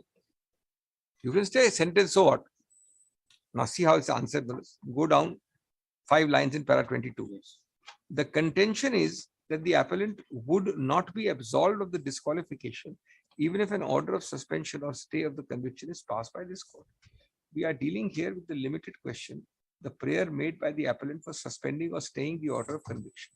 We are not required to adjudicate upon the question as to what will be the effect of the order, and further whether he will continue to be disqualified for the purpose of contesting the election, even if the prayer made by the appellant is granted, as such an issue is wholly alien to the present controversy, which can arise only in an election petition where the validity of the election may be called in question. Now, whether he can fight an election in a particular election petition, what ground somebody will take, I don't understand why anybody should agonize on that. Then, the very last part of para 23, because Mr. Dwivedi made a third submission. Just see the last 5 lines of para 23. It would be a sublime public policy that the convicted person is kept under disability of conviction instead of keeping the sentence of imprisonment in abeyance till disposal of the appeal. In such cases, it is obvious to be highly improper to suspend the order of conviction of public servant, which would enable him to occupy the same office which he has misused. This is another point, Balas. Suppose, Balas, I am convicted of an offense which involves the very chair which will be activated if your lordship stays. I can't think of it. Suppose, Balas, the offense involves, Balas, something very unruly or slapping up servant while I'm sitting inside parliament on a particular chair. Your lordship may have a consideration that reinstating me in parliament will, Balas, activate that very offense again. That is not the case here, is what the court is saying. Certainly, it is not the case in my case at all, Balas. Cannot be the case. Namely, your lordship's stay of conviction enables me or puts me in a position potentially to repeat the offense. Now, let's kindly just look at a few other things. There is no prima facie finding of relevance. I will call it as relevant prima facie. There are findings. Relevant prima facie finding, which will disentitle me to stay of conviction as far as the sessions court is concerned, and hardly any in the trial court. I'll give your lordship an example straight away. What appears to have weighed in writing in the sessions court, and your lordship saw it with me last time, your lordship knows the papers, is A, that the derogatory remarks are made against a personage as high as the Honorable Prime Minister. I entirely agree. That would be a relevant consideration provided any of the persons named had been a complainant. Nobody is denying that the position is very high and sovereign, but we are not concerned with that complaint. So that consideration, how is it found place in the sessions court? I don't know. It appears that it's been colored by that, and that is an irrelevant consideration. With the greatest respect, that's an irrelevant consideration. Yes. Since there is a direct bar, I cannot proxy prosecute. There is no proxy prosecutor, I prosecute for him. The whole reason of this 13 crore business, I argued at great length last time, I don't want to repeat it, is because he is not prosecuting, the complainant is not the person named in that statement. That's why this 13 crore business, one person in the class is brought in. That's consideration number 1 in the sessions court. Second consideration is that because the accused, me, is a public servant, I need to be dealt with more sternly.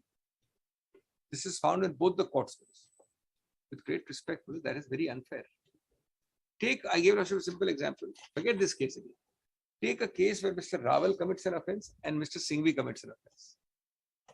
If you're identical, you're not supposed to assume it is identical. But if Mr. Rawal's act, not offense, Mr. Rawal's act is not an offense, then Mr. Singhvi's act cannot be an offense, merely because Mr. Singhvi is a public servant. I hope I'm clear. It is the act which has to be an offense. Not because Mr. Singhvi is occupied. I understand, Malas. If your lordship finds Mr. Singhvi guilty, then your lordship may give us a little more punishment because he is Malas, holding some position as a public servant. But that can't be the test, Malas.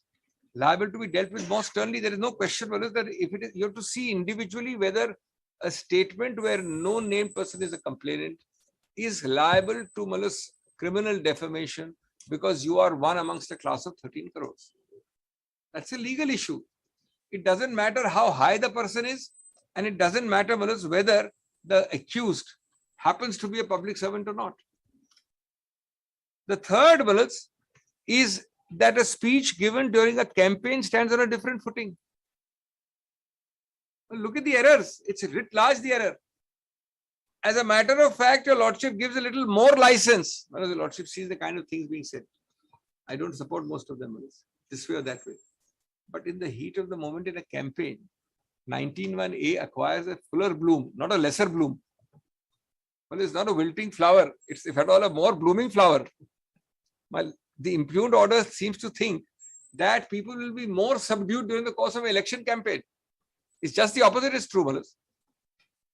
If there is a free speech right, nobody is saying, Malas, that because I'm giving election speech, I can violate Malas defamation law. That's not the point. I'm giving the one by one reasons given by the learned judge. Reason number 1 is wrong. Reason number 2, I'm now on reason number 3. Reason number 3 is there a speech given during the course of election campaigns on a different footing. No.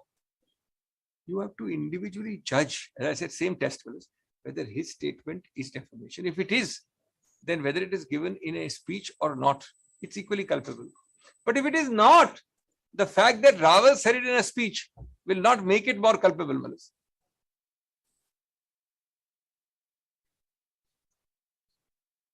Then, Malas, the fourth reason is related.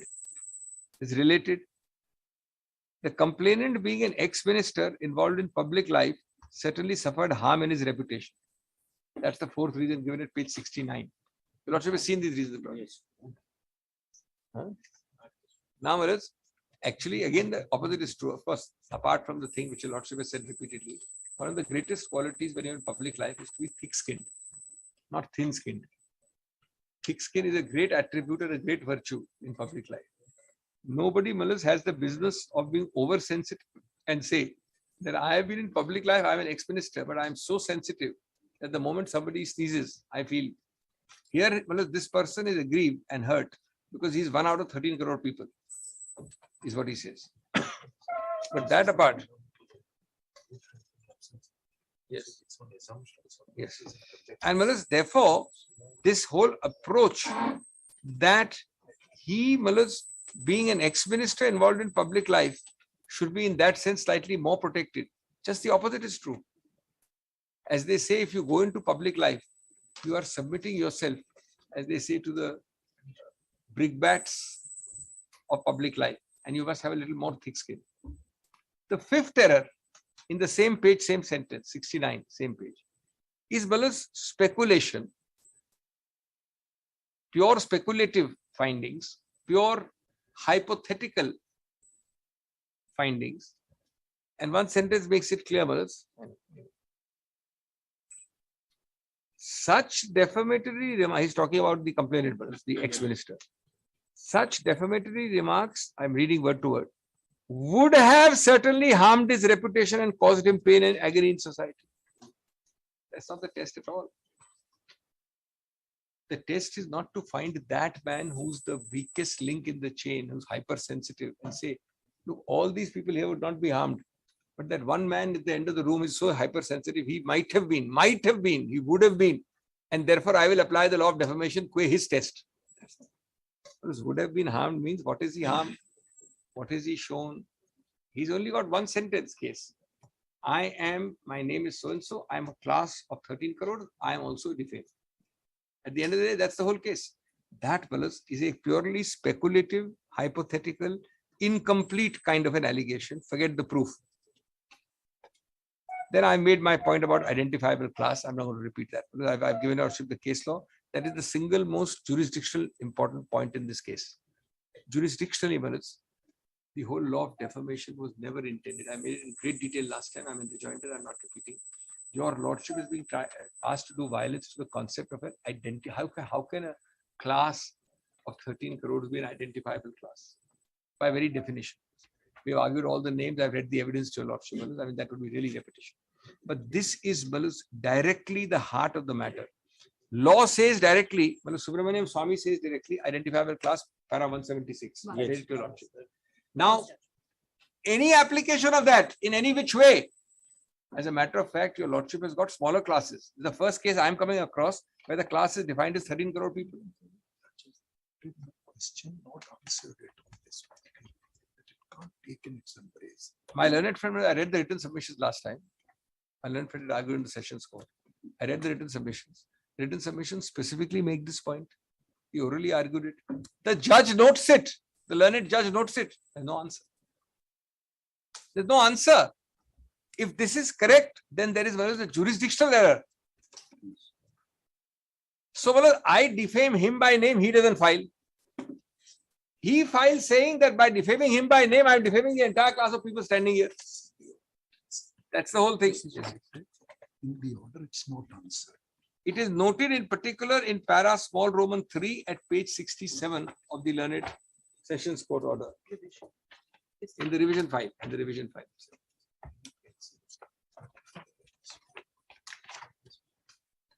I did read it last time, and I'll just remind again. Yes. This I told you last time again, but I'll repeat it again. This is an important point because point taken, point noted, but not answered. Yes. I'm only on the last occasion you pointed. I am grateful. 67, 68, No, 69. I'm grateful. I'm grateful. I raise it. You can reject it. You can say it is wrong because of 1, 2, 3. You've not dealt with it. I can't show negative. Where have you dealt with it? You've not dealt with it. Then, the learned appellate court has suddenly relied entirely on this magic witness, which I told you last time, is this Yaji. And my learned friends say that he was the only virtue he has is he was present. Your lordship noted me last time at great length. I dealt with Yaji. I showed you the pages also. Yes. But just to remind lordship, two very simple things on Yaji. Yaji, your lordship will note, is a person who suddenly appears like a magic wand 2.25 years after the complaint. Point 1. Point 2, he is not in any list of witnesses. Point 3, he starts his deposition, and your lordship saw with me page 44 to 46 of the compilation last time. I'm grateful. I'm grateful. I'm grateful. He starts by saying, I'm a very strong pillar of the BJP. I have been for 40 years with the BJP, 45. I am now the cultural advisor to the Karnataka government. I have worked with the complainant in this position. I have done so many posts. A man, with that background appearing 2.5 years later, suddenly, without being in the list of witnesses, it's very easy to make a frame of conviction on that. Now, this all I showed to your lordships, the written submissions, page 666. Page 666, written submissions. Directly the point, same thing, taken again by my learned friend Mr. Chima, not answered, not dealt with.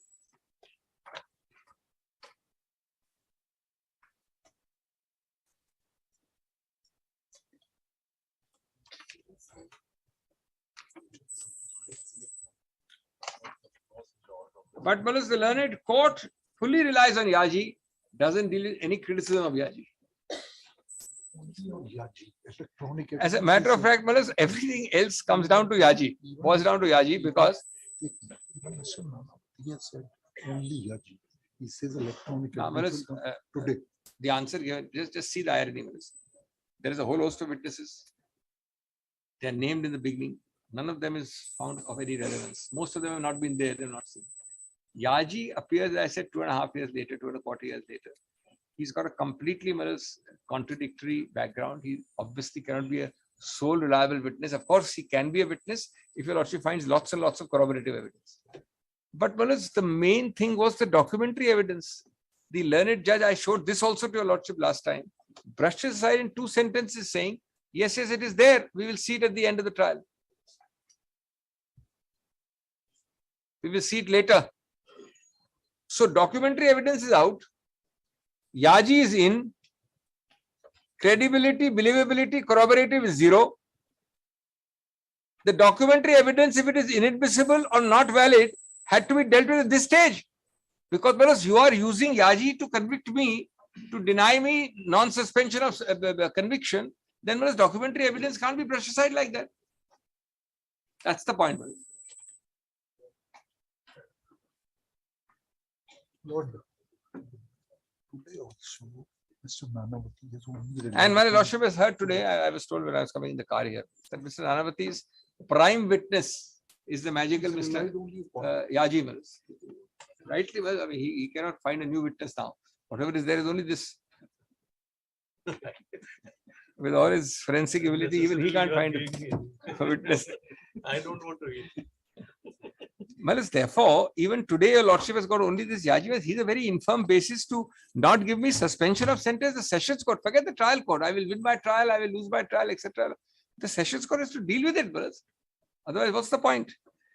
Then, Malas, kindly see that just a few more things will be done.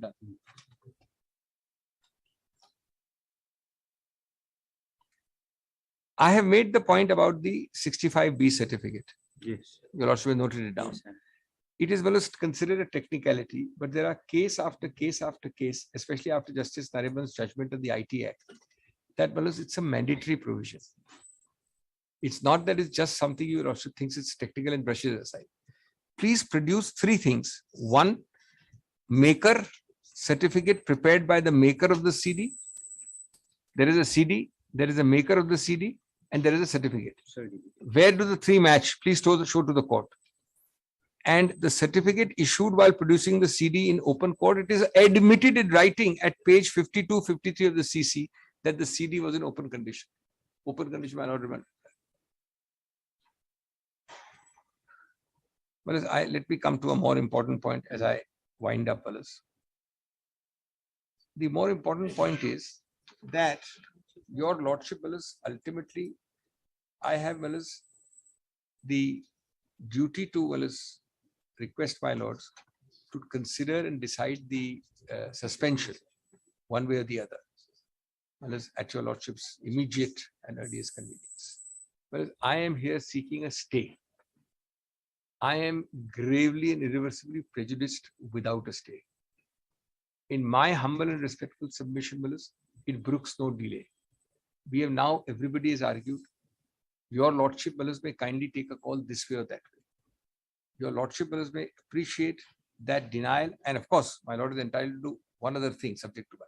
My lord is entitled to give an interlocutory decision and then a final, which is not normally done. I'll be very candid, not normally done.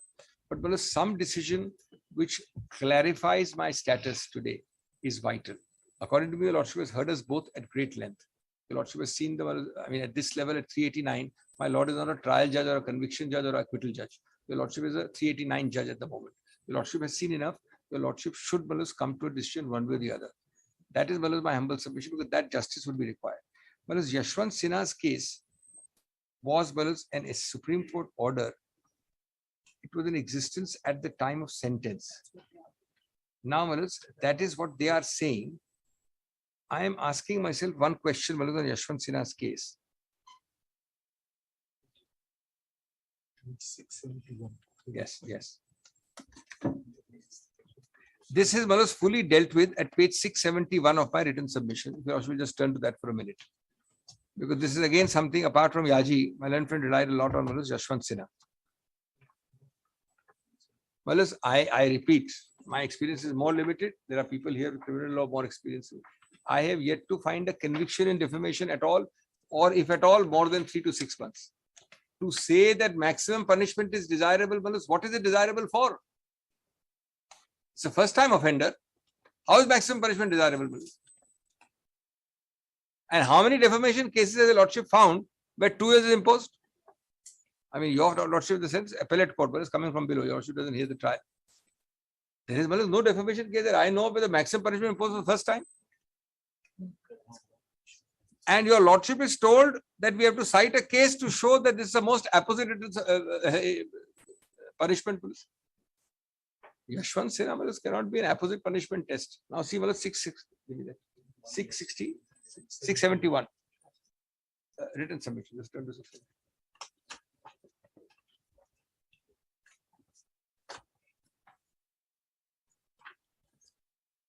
But there is not a single reason given factually or contextually as to why Yashwant Sinha mandates that your lordship gives a maximum of 2 years, because 1 year, 11 months and 29 days is not enough. Therefore, give 2 years to a first-time offender for a bailable, non-cognizable, anti-societal offence. There is no reason given to your lordship. It's just said Yashwant Sinha, Yashwant Sinha. Now kindly see 671. I mean, Singh, it's not Yashwant Sinha. I'm told it's Yashwant Singh. I see. Yes. The same man. Same man. It's the same. The political. I have not argued that. The most disturbing, just see 671. I thought there's a mistyping here. It's Singh here. It's actually Sinha. The most disturbing feature of sentencing part is the manner in which the prosecution placed reliance upon the judgment in Yashwant Singh and the uncritical manner in which the court readily signed the dotted lines. It has been pointed out in the memorandum of appeal that the said judgment would not have any bearing or relevance to the question of sentence in the present case. Now, this is the answer. Because the law applicable to the present case does not permit reliance upon observations made in a case of contempt of court. The lordship is doing contempt of court, well as apples and oranges, or well as bananas and oranges. However, the real pain of the appellant lies elsewhere. The questioned speech relating to the institution of the present prosecution was made on 13th of April. The name of the appellant figured in the Supreme Court because of the alleged content much later in the year. This point I made, Manas, 6-9 months before and subsequent. The appellant was warned and told to exercise caution in future on 14/11. It baffles comprehension how, for a warning on 14/11, the appellant could be expected to be wiser on 13/4. Retrospectively, I said last time. Therefore,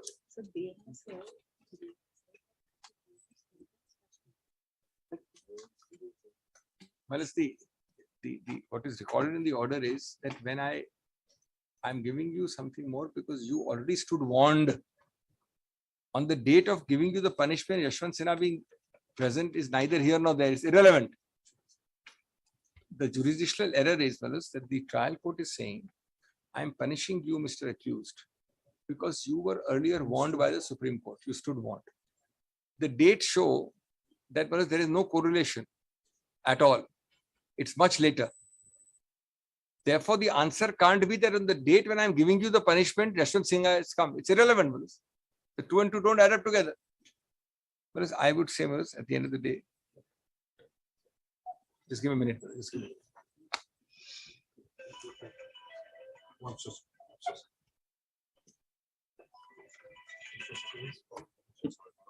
In keeping with Don't worry. Don't. my apology. Unless this, I will move the application for suspension of sentence. Suspension of sentence, well as here, your lordship. Perhaps here, your lordship need not grant Wallace for at least till the rising of the court. Perhaps we are not now. Till the rising of the court, your lordship need not suspend the sentence. Another even conviction in the state.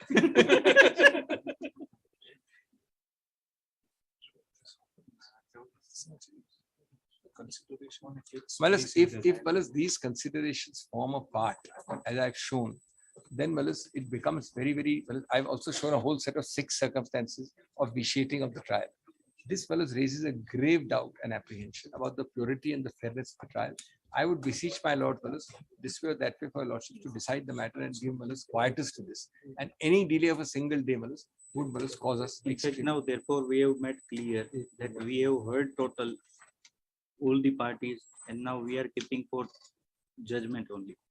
I know, During Wallace, I'm during making these one. holidays, we are using all these materials, and we are finally deciding. That's Wallace, all. there is only one request. There Yes. is only one request. I mean, I hate to And make. today again, the Honorable Apex Court has raised the very issue in the case of Muhammadullah Azam Khan. And the court has kept this matter in the month of July, where they have raised the very question. Well, I am the counsel there. Yes, They therefore, listed today. therefore Vote I have 3 read item that. Therefore, I am I now. was to submit No, that, no, but no. my lord, it No, is no, all, no. once it is sub judice, The it is court sub has judice. already Either posed way. that very question. And what is the offense in that Mamadul Azam Khan. Murder. No murder. Well, not murder, sir. Not Grievous murder. hurt. He Grievous is hurt. just sitting on the road with his father. Therefore, the No, but FIR is registered grievous, against grievous him. hurt. Grievous hurt. That Grievous is hurt in case. the second. 10 But years. in the first offense, it was registered as No, but he is I- only aged 15 years at the relevant point of time. Well, he is given That's 10 all. years there and the High Court suspended the conviction. We are respondents in the Supreme Court. The other side is complainant is appealed. And that matter was today listed as court 3 item 18. I was to That is argue it, what but I have I have read. come here. Hurriedly, and therefore I am in just. mind was yesterday's matter before Malad where Mr. Sipal argued. Yes. That was a different matter where Malad that's kept in July. That's different than No, this. no, no. Today, well, I don't know what happened when I came here. Today matter is listed before court number 3 is Justice Joseph's court. Where No, well, that I is have- not the matter yesterday. was That yesterday. is now That's just a- only. The son But was anyway, sitting with we his don't- father. That is all. They are all I'm pending. not concerned. I'm on a Arguments different are part. going No, on. I'm on a different. No, in that one, the sentence stands suspended.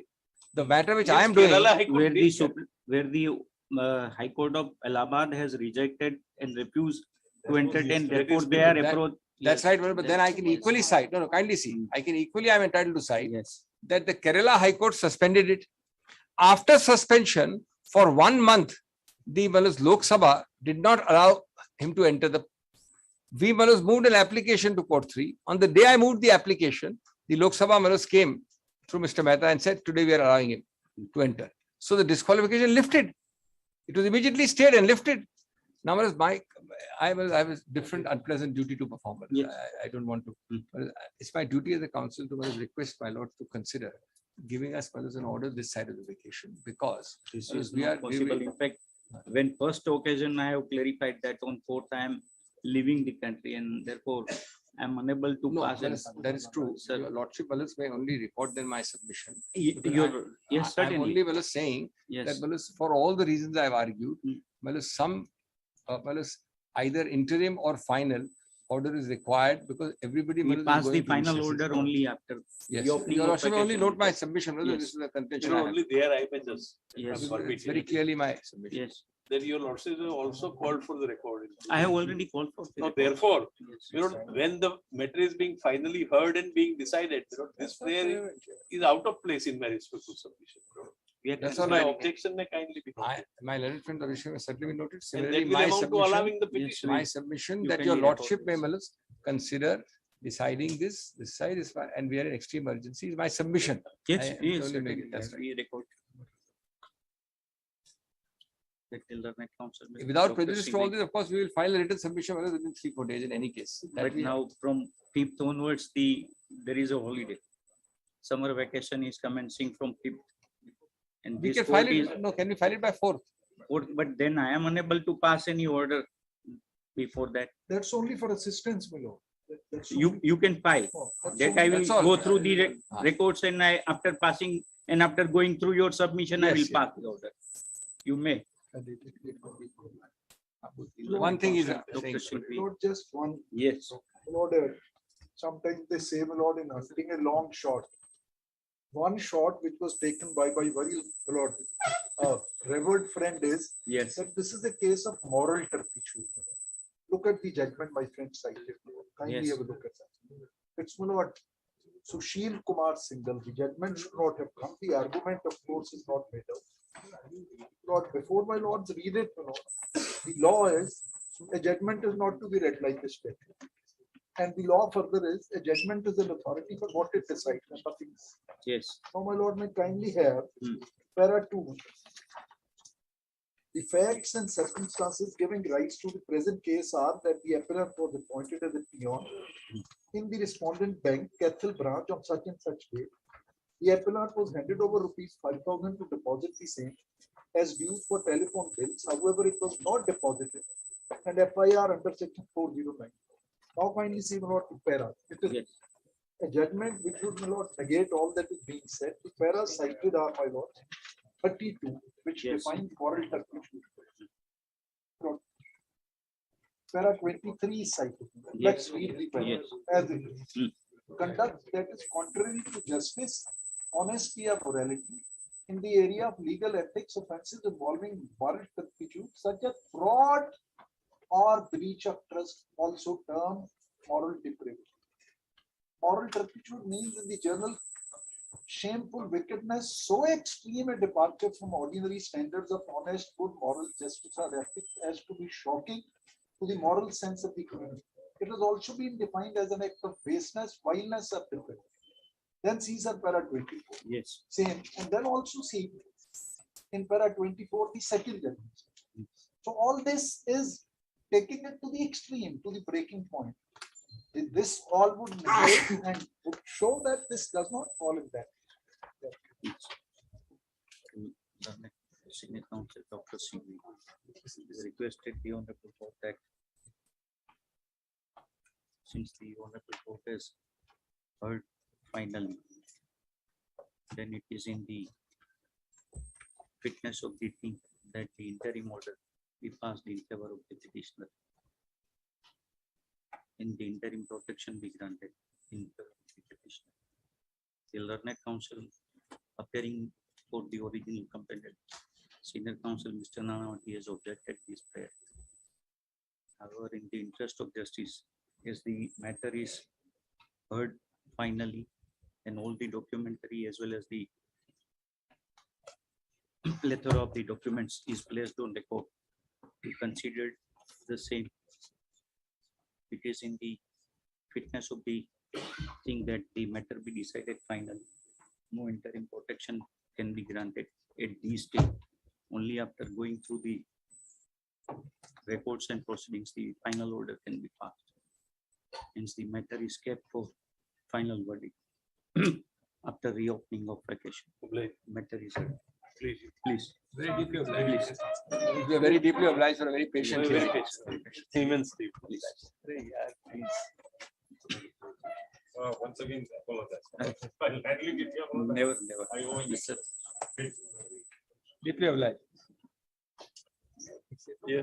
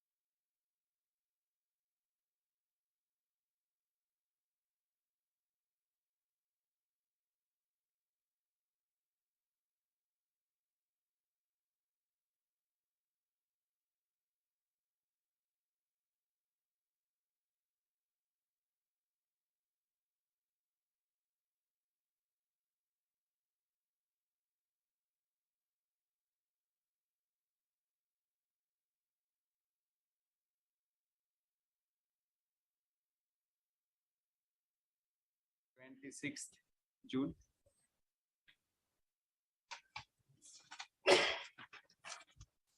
Nine to 16.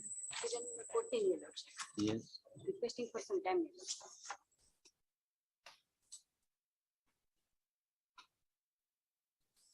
Serial number 13. July. 10 July. Serial number 13, mentioning on behalf of Mr. Nishit Acharya, there is some personal difficulty. It may request for some accommodation. Another advocate is also there. Mr. Nishit Acharya is the one. Mr. Nishit Acharya is the one appearing in this time. And there is some personal difficulty. July. 10th July. May I request a little more. Longer Just date. after Little more longer date. Then little more August, shorter date. August need data. All right. 17 to 21.